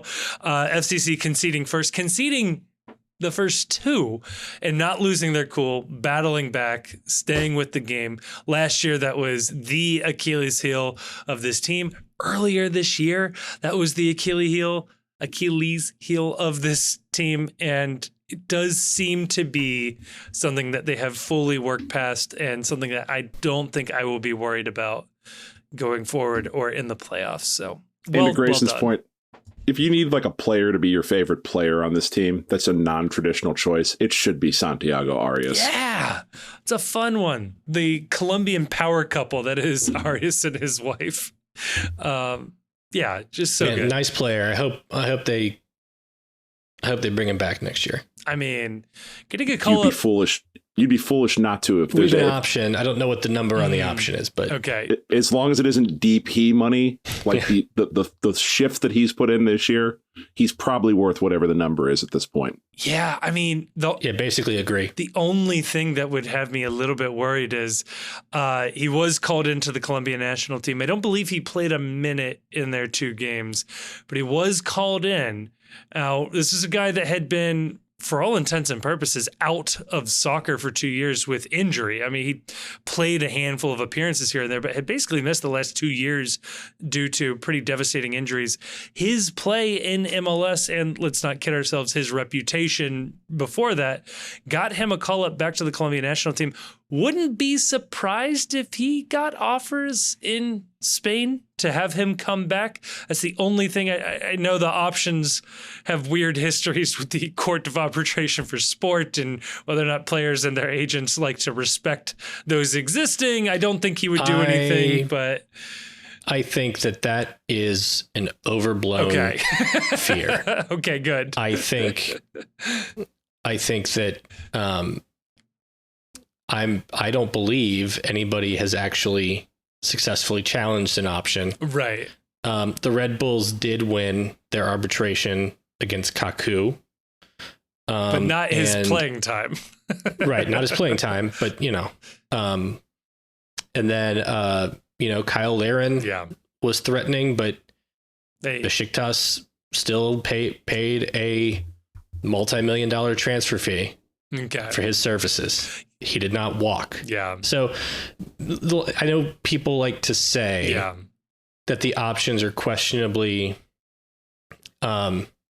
legal or that, MLS is scared that those are going to be challenged in the court of arbitration for sport.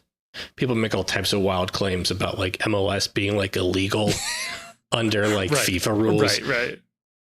Prove it. Right. Like I prove it. Options exist in other parts of the world too. Like it's not an obscure concept.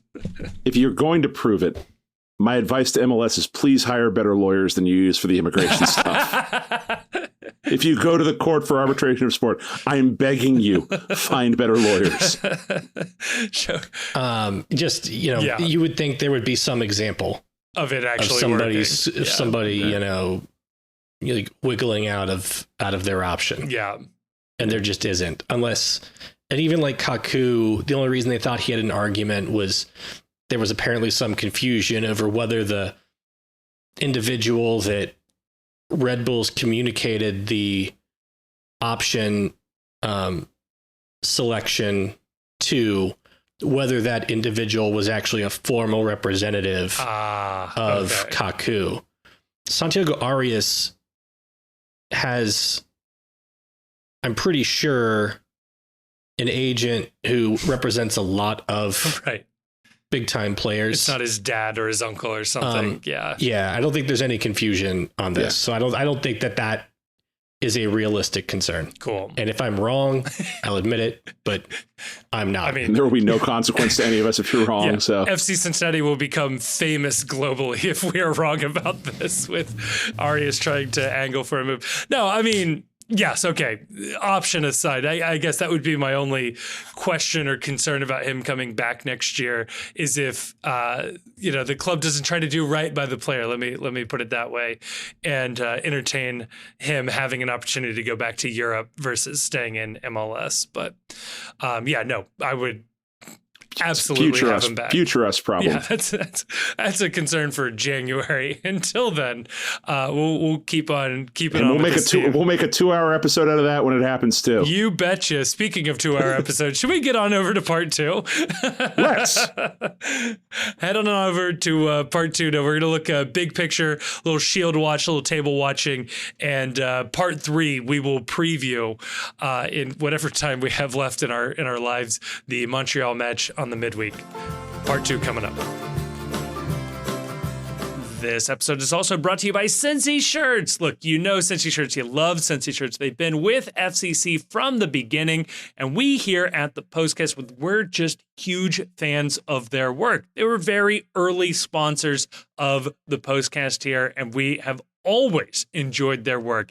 If you head on over to cincyshirts.com, that's Cincy with a Y, shirts.com, and check out using the promo code ThePostCincy, all one word, all caps, you will get 10% off your order, and you let them know that we sent you. Like, they have MLS and MLSPA licensed FCC gear available online and at their 2 retail locations in Hyde Park and Fort Mitchell. If they don't have your size on the shelf, they can print you one on the spot. That is a fantastic feature and something that I have used as well. So again, special thank you to Cincy Shirts. Head on over to their website or check the link down below in the description for the promo code ThePostCincy for 10% off your next order. And a huge thank you to Cincy Shirts. We are back, and let's just say a draw, not ideal in the Shield race. However, the Shield race, as we see it right now, not bad. Wasn't a bad weekend for the title hopes and dreams for the FC.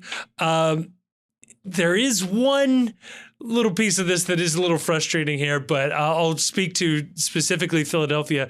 They have a game in hand on just about everybody else in the top 10, maybe 2 games in hand, depending on who you're looking at. They've only played 27 games. Most everybody else has played 28. There are a handful of 29 matches played, but the top line here is FC Cincinnati is 8 points clear of the team in second place. That second place team, sort of a surprise name here, if you've been keeping track of the table the last few weeks. Orlando City and Chief. That loss. Oh, it's just because of the way the numbers work on this, is that if FC Cincinnati beats Orlando City, they are, 16 points clear of them, I think? Yeah, we'd be... 14 points clear. Yeah. Because they would be on 57 and we'd be on 61. 47, but yes. Sorry. The difference between winning and losing that game is monumental. They are effectively eliminated from the Shield race if we win that game. Even if we draw that game. Yeah. Then we're on 59 and they're on 48. And again, or 49. They're 10 points clear. They're effectively eliminated from the Shield race at that. If we win the Orlando... Yeah. If we'd won the Orlando City game, we would have a 12-point cushion in the Shield standings with 6 games, with most teams having 6 games left, which would mean that like St. Louis, who would be second in the Shield standings, would needed to outpace us over those 6 games by 2 points a game. Basically, you have to win every single game. Yeah. It would. Yeah. Yeah. I think they basically would. Yeah. Right. They would be able to drop 6 total points if we lost every game. And that winning that game versus losing that game, I mean, having one that would probably clinch the Shield 2, maybe 3 weeks earlier than we probably will. Like it is truly a devastating loss. Ruin the home, fortress record. We would there. Have, if we'd won that game, I'm sure that there is some math where we could have had the Shield wrapped up by the end of this week. Yeah. It's rough. And then they annoyingly look, I'm always in favor of Columbus losing. But this was not the time I needed Columbus to just epically shit the bed. I think, what were they? They were up 3-1 on Orlando in the 73rd minute. Yeah. And they lost the game 4-3. Yeah, basically. A 3-3 draw there would have been really nice. Would have been super nice. Yeah. It would have been super decent. I was looking at Orlando City's remaining 6 games because we're now into the point with 6 games to play. They are in New York City at Citi Field, I think is where that game's being played because Yankee Stadium's in use. So they're in New York City against NYCFC. They are home against Inter Miami. They are home against Montreal. They go to Nashville. They are home against New England, and they end the season against Toronto. It's not Murderer's Row, but it's also not an easy schedule they find themselves playing. But Nashville has been on the downswing. Hasn't won a game in the last 5. Yeah. And New England's in turmoil. Hasn't won in their last 3. So for those 2 teams, which are otherwise, I would say, pretty good. Those are really tough games. And they're still good teams. Don't get me wrong, right? But this is probably the best point in the season to draw those 2 teams. Yeah. Based on form and based on other factors. Yeah. St. Louis, too. I mean, you talk about teams taking a dip. Drew their last 2, lost the one before that. LAFC had lost 3 in a row up until beating Galaxy and El Tráfico last night as of recording here. Things were going our way for a lot of this stuff. And New England is imploding in all levels of their organization from top to bottom. You've got players threatening boycotts. You've got coaches being promoted and fired in the same, statement that the club is releasing. Yeah. Yeah. Philly has the toughest road, I think, of all the teams that are sort of chasing us. Yeah. They've got to play, they're at Charlotte, but then they're home against LAFC. They've got a decent, not great, but they've got a decent FC Dallas. They're okay. Is that away to Dallas? No, it's at home against Dallas. I know. Dallas is they're not great, but not terrible. But they have to go to Columbus. They have to play. They're home against Atlanta. They're home against Nashville. They have to play at New England on decision day. So the teams they're playing are tough, but they have a lot of them at home, which I don't love either. I don't know. Like you'd still, what is it? You'd still rather be us than chasing us. Oh, absolutely. But and Philly, that's a tough schedule. Yeah. To finish like Charlotte's whatever, but LAFC, like you said, LAFC, Dallas, Columbus, Atlanta, Nashville, New England. Good. I know the caveats about Nashville and New England where they are right now, notwithstanding, those are all on paper very strong opponents. Yeah. Orlando gets Miami the Sunday before the Open Cup final. Sucks. I wonder they might rotate what Miami's, but Miami's also, if they're serious of making the playoffs, like they're already going to have another game without their best player. Jordi Alba. Yeah. So like on the one hand, it's like, do they see some rotation before their cup final? On the other hand, they are not in a position to really say we can drop points this game. Right. No, they're 7 points off the playoff race. They're one of the teams that have only played 27. So they have 7 games to play to pick up 7 points against DC United. There's a lot of teams in front of them though. Yeah. Like a lot. One of the teams they play is us on that second to last match week, that October 7th match looming large. I will say it would be really nice if they were mathematically eliminated from playoffs by then. I mean, it would be really, really nice if they had nothing to play for in that game. If nothing else, I do think it is very possible, if not probable, that we will have at least locked the shield up by that match. FCC's next run of games. I mean, this is interesting too. The last 3 games FCC has played now: Atlanta, Orlando, Philadelphia. 3 of the better teams in the Eastern Conference.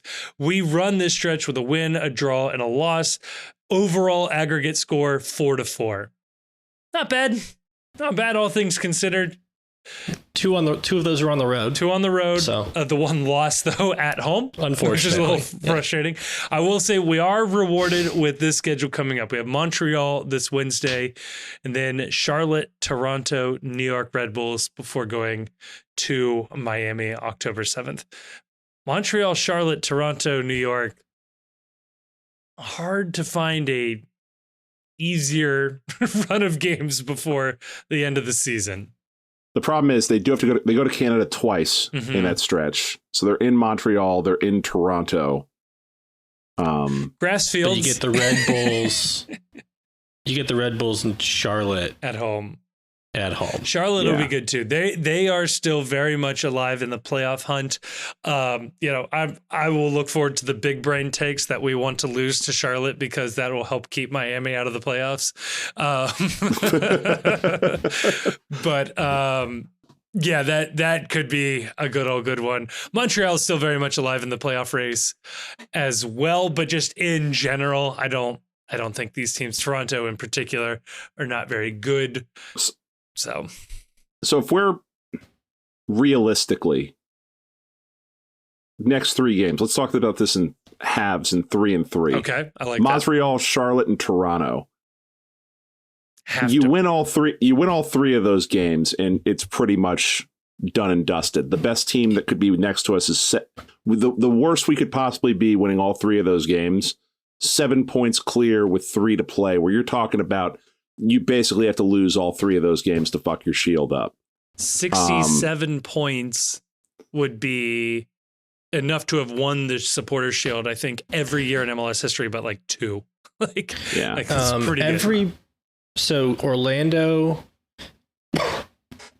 and Philly cannot get higher than 68. Okay. St. Louis cannot get higher than 64. Oh, I like that. So 64, you eliminate St. Louis. And then, see if Orlando and Philly pick up every single point available to them the rest of the season. Yeah. Yeah. Yeah. The other thing too, this is, I don't want to mention this or get into this, but this is about the time I believe that we start talking that goal differential is not the first tiebreaker in MLS. Correct. And Philadelphia lost the Supporters Shield on this tiebreaker last year, if I remember correctly. Because it's goals scored, right? Or no, wins. It's wins, it's right? Wins, right? Overall wins, and then goal differential, and then goals scored. Yeah. So, I mean, the nice part about this, if there is a nice part also, is that we're sitting on 17 wins. So we're 3 wins clear. Yeah. In the tiebreaker as well. And it's, I mean, you're talking about kind of an epic collapse if we don't. So we would not have the tiebreaker if it comes to a tiebreaker. If these teams catch us, I'm pretty sure. I haven't read all those scenarios, but it's very likely that because it requires us to collapse, and it requires these other teams to pick up the vast majority of the points remaining to them. Yeah. Yeah. You want to see something? Oh, please. Good. It's something weird about the table. Philadelphia and Columbus both have a better goal differential than us. Fun losing those big blowout matches against DC and St. Louis really skews everything. St. Louis, by the way, with the best goal differential of the league at 18. We are at 14. Just that nothing about that team makes sense at all. Not a whit. Yeah. I don't know. So it's 68. 68 is the number we're looking at right here. Yeah. And what's the all-time? But that's also assuming they win all their games too, which right. I just don't. If that happens, then I guess we deserve it to lose it. I mean, I will tell you right now, FCC will absolutely be their favorites for the next 4 probably. I think it would be a bad look to not win the next 3. Montreal, Charlotte, Toronto. I think it'd be fair to be worried about the playoffs. Less than 7 points would be. Yeah. I think 7 points is what you would want to expect. Yeah. Out of the next 3 games. I think you need to beat Montreal, though. And I know we'll jump into the Montreal preview here in a second, but you need that win to get back moving. They've now, in their last 2, they're a loss and a draw. Get a win, get back on, and you have to keep putting pressure on the teams below you. Yep. And every time you drop points, you open the window a little bit larger and let somebody believe. And you just got to crush it. You've just got to step on a throat right now. And this is where, I mean, what's disconcerting a little bit is the team kind of shit the bed when the pressure got big last year down the stretch at the end of the season in that Chicago game. Yeah. When they were at home, they needed a result and it just didn't look pretty. Now they came back and they went and I think to DC, and they beat the ever-living tar out of them, I think. But yeah, I think this Montreal game is a big game. I think it's a really, really big game. Not in terms of it'll make or break life, but in terms of the Shield, I will feel a lot. If they win this Montreal game, I would probably say at that point, I would feel very comfortable about us winning the Shield. If they don't win this game, I'm going to be nervous. Yeah. Yeah. I mean, this is a team that we expect to go far in the playoffs, win MLS Cup. I mean, if you're the Supporters Shield champion, you should be the favorite to win the Cup, I would think, if not one of the favorites to win the Cup. Yeah, and beating a team like Montreal that could very well be the first team we play in the playoffs, which is that annoying format, best 2 out of 3 in the first round, then single elimination, higher seed hosting after that. This could very well be a playoff preview, and we will have to win on the road, if not against Montreal, a team very much like Montreal, the same caliber team. So yeah, this is sort of a playoff preview in terms of what that first round could very well look like. So shall we talk about that game? I think so. Is there anything else we want to touch on? Grayson, remind me, what is the record for the overall points? Is it 73 was the best mark ever? 72. 73 would be the new record. Okay. It's in range. It is very much on the table that FCC could take that title. That Orlando game's going to fuck. It's 73. It is 73. Okay. That Orlando game's going to fuck us. Because it was confusing because there was it was like set like basically 3 seasons in a row. Right. Or 3 out of 4 years. And it was like 71, 72, 73. So we would have to win 5 games. Yeah, if we win to tie. Yeah. And then tie the 6th, at least. Yeah, if we win out, we get 76 points.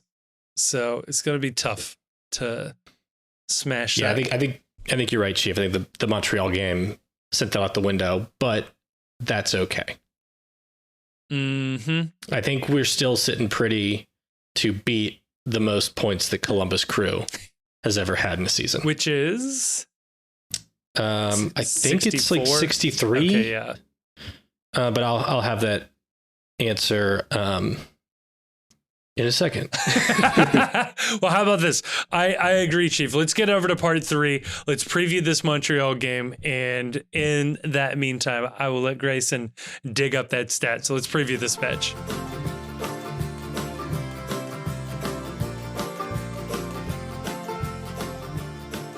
All right, we are back. And Grayson, I am hoping that was enough time to dig it up. What is the most points? What are the most points Columbus Crew have acquired in a single season? So the most points that Columbus Crew have ever had in a season was 2008. Okay. When they won the Supporter Shield with 57 points. So now, caveat to that. So we've already beaten okay, it. Good. Okay. Caveat to that is that was a 30-game season. Ah, okay. But we haven't played 30 games. Boom.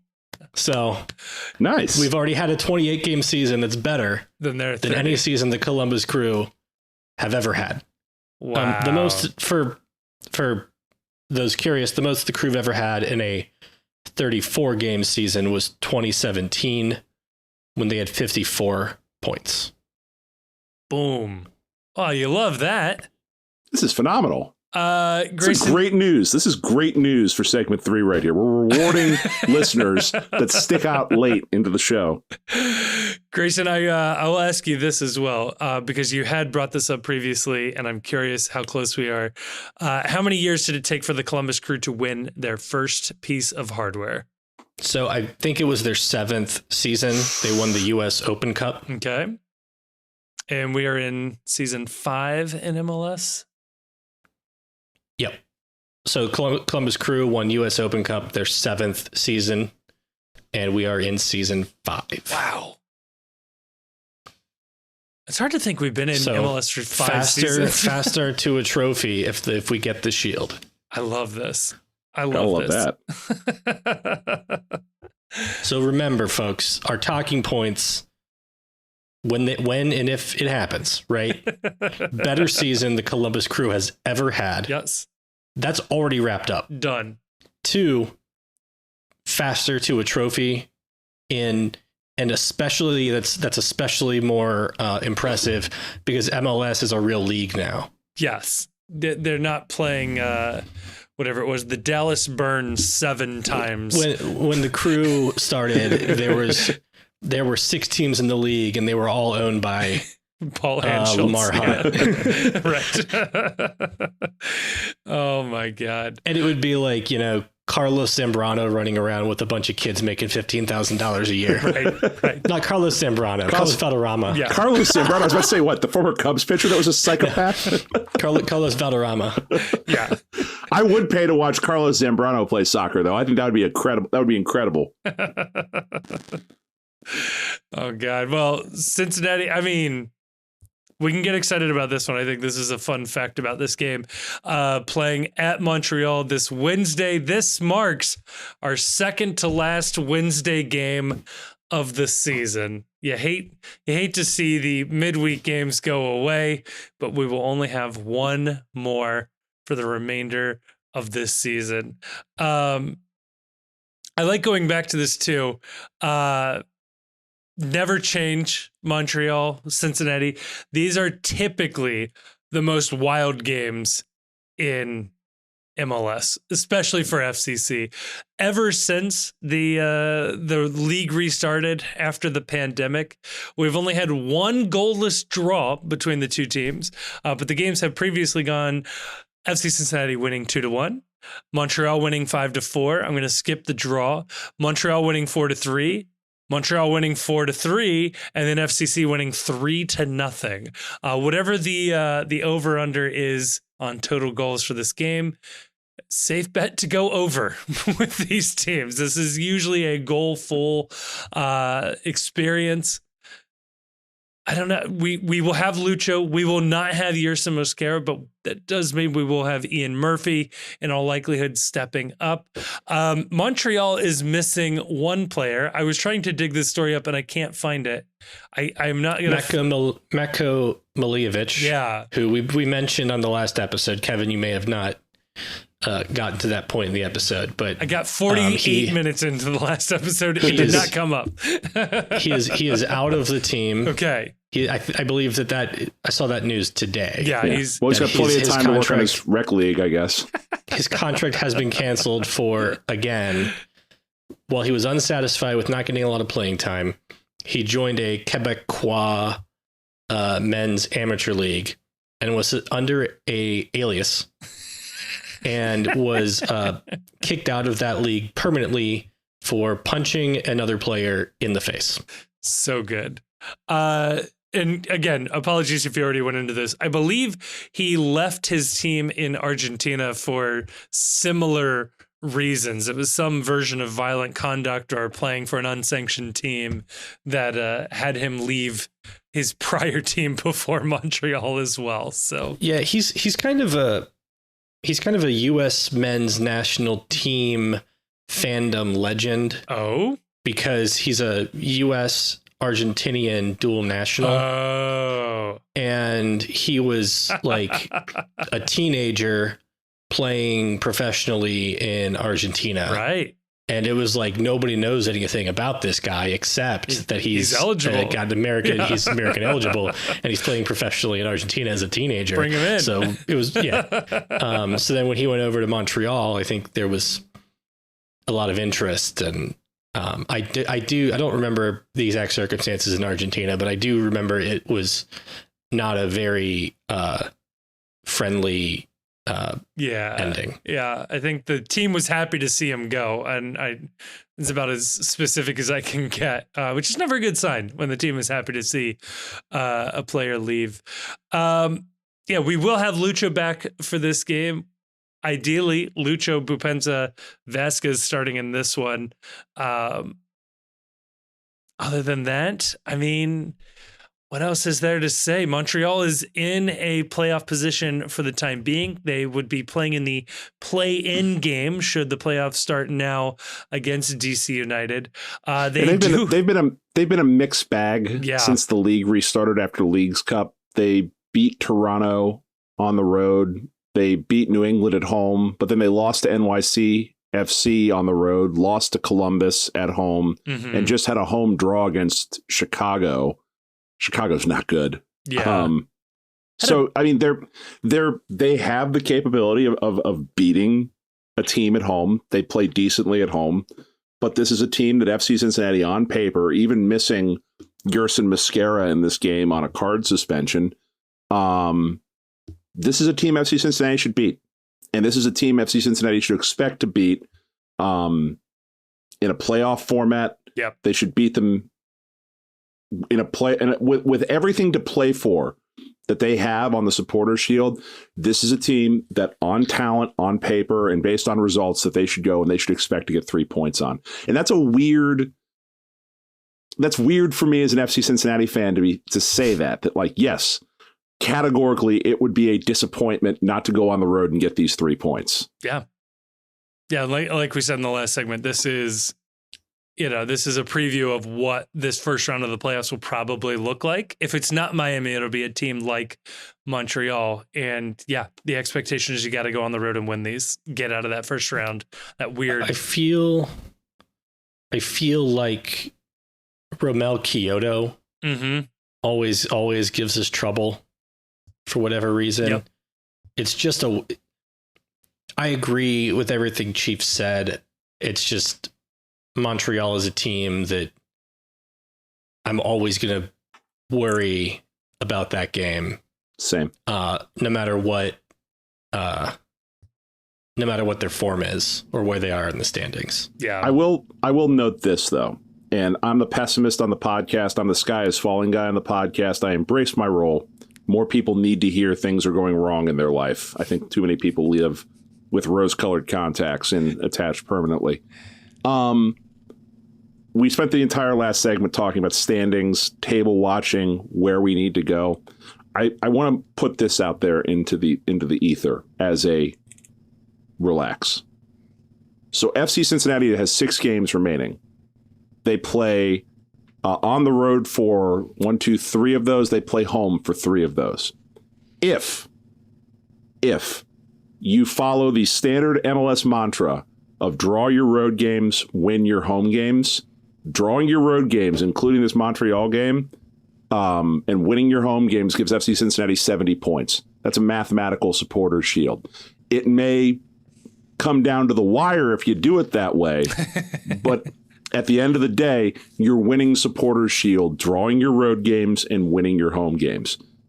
You steal points on the road, you win games on the road, you increase your margin for error elsewhere. But the important thing in this game, I think you should expect to win. But if you go on the road and you draw Montreal on the road, it is not the end of the world. You are on pace to win Shield even with the draw. What FC Cincinnati needs to avoid, and they need to avoid it by any means necessary, is you cannot lose games going forward. Mm-hmm. You need to be getting points and moving up the standings and moving up towards the magic number of 68 or whatever that number adjusts to based on how Orlando, Philadelphia basically, because they're the two that we're running with right now. It's Orlando and Philadelphia that we're in competition for the Shield with. Whatever that number adjusts to based on how they drop points, FC Cincinnati always needs to be moving forward towards that number. And if it's a point on the road, it's a point on the road. You're still on pace if you do that. Yeah, no, completely agree. Chief, in case you were wondering, win your home games, draw your road games, that gets you 68 points in a 34-game season. So we would be right there if we could just pull that off. That would be a lovely point total to hit.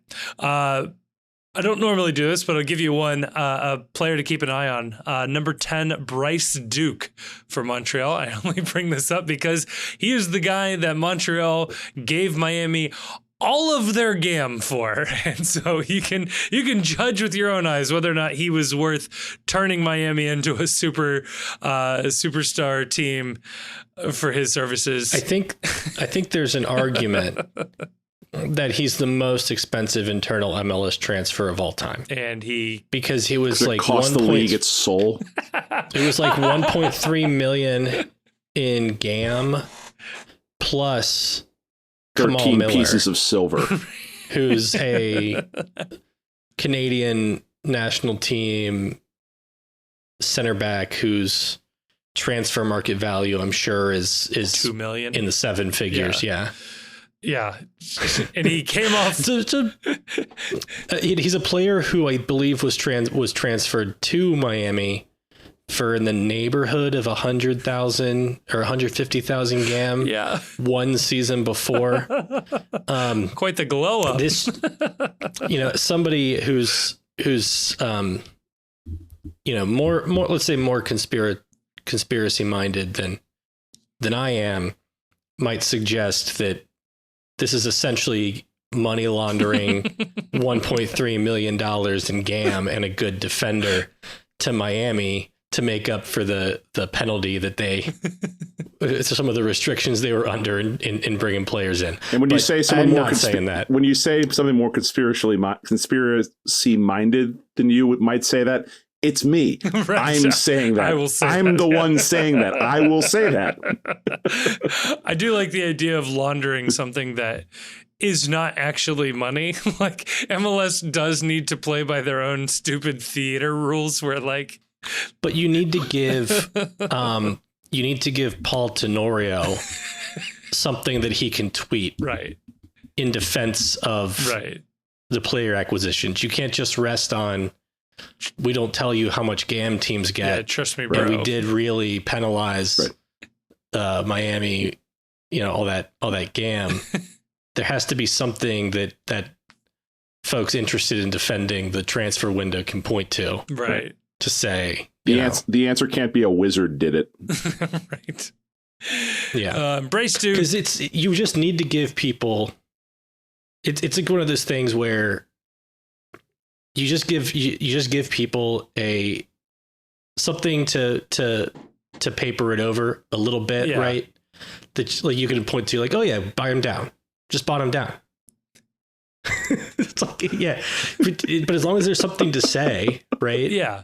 There's so much of the other details are a secret that all you can respond with is like, yeah, still seems suspicious to me. Yeah, but whatever. The conspiracy theories will be there regardless. You just need to convince the normal people not to jump into their side with this. So yeah, I just love that Kyoto and Duke both came off of the bench in the 76th minute of their last game. So in my opinion, they're two best players. I don't know the exact reasoning why against Chicago. Maybe they are coming back from injury. Maybe Bryce Duke is maybe not that good of a player. That'd be a suspicious thing. But just not getting the starting run out with their team. So there you go. Chief, let me ask you this one. What do you predict this game ends with, score-wise? 2-1 FC Cincinnati. The MLS clean sheet. I like it. I was thinking a little crazier. Grayson, do you have a different scoreline in mind? Let's, you know what? 4-2, FC Cincinnati. That's where I was going to go. Dang it. Okay. Well, then I will go 3-1 FCC. I think if you're not predicting 4 goals in this game, what are you predicting? No, this is big. There could be big 2-2 energy in this game too. There could be 2-2 energy. 2-2 would be interesting. I'm staying with 2-1, okay. But 2-2 would not be surprising. Is it a 2-2 that feels like a win or feels like a loss? There's very different versions of 2-2. Feels like a loss. Okay, well, I don't like that. It's Montreal. It's not going to feel good. And it's going to be very condescending and in French. Yes. Oui. Montreal. Yeah, I was thinking, because people talk about how expanded playoffs like don't make the regular season less meaningful. And I know that we have, an 8-point lead in the Shield race. Yeah. But like you go back and you think about the ways that they've picked up points over the course of the season, coming back against Red Bulls, coming back against Atlanta, coming back against Chicago. Coming back against Chicago, getting a draw there, getting a draw against New England at home, getting a draw against Philly this weekend. And you just think about like how if a couple of those things don't swing our way, we're in a much different position on the table. Yeah. And I think it just shows that like if your ambition is to win this league, there are no points that you can drop. Right? I mean, there's no points that it was okay to drop those points. No. Because you need to fight and scrap for every point you can get. And I think anybody who thinks, early season games don't matter just because a lot of teams make the playoffs, I think that's a low ambition person. Yeah. I mean, you've got Montreal, DC, Chicago, Charlotte, kind of, sort of New York and NYCFC, like all in the playoff hunt. And like, I don't know if the Shield is the only thing that matters. In a pro rel season, they wouldn't be playing for anything. They wouldn't have been playing for anything for a while, but whatever. Right. Yeah, and that's right. Yeah. And like at the end of the day, that kind of like it all fucks us right now because instead of going to a Montreal team that's playing for pride, right, to pick up points, like fuck, Man City has it easy. They play all these teams down the stretch to wrap up their title where they're not playing for shit. We have to play these teams that are still hunting and scrapping for playoff positions or to make the playoffs. This blows. And in Europe, they had to reverse engineer playoffs and expanding the playoffs to give more teams something to play for, right? Yeah. Right. Like there's like now we have this Europa Conference League. Yep. Right. The Conference League, they're doing this already. They're talking about rechanging, or changing up how maybe the League's Cup works over there for them, or the League Cup, works for them. And yeah, if the Shield was the only thing that matters, this season was over a month ago for every team not named Orlando, Philadelphia, and St. Louis. Like, if that's in New England until they self-detonated a nuclear bomb inside their facility. But like, if that's the only thing that matters, we've been holding on to something in the range of a 7 to 10 point lead for like the last 2 months. This league is super boring for everybody else. I think we had an 8-point lead when they took the break for League's Cup. Yeah. I think it was exactly 8 points. Yeah. And Nashville was the one right behind us back then. Right. Now they're in 7th in the East. I have a weird thought too about how the season might go. It's kind of, I don't want to put it out in the universe. Do it. So fuck Columbus. You know what? I'm not putting it out there. I like fuck it. Columbus.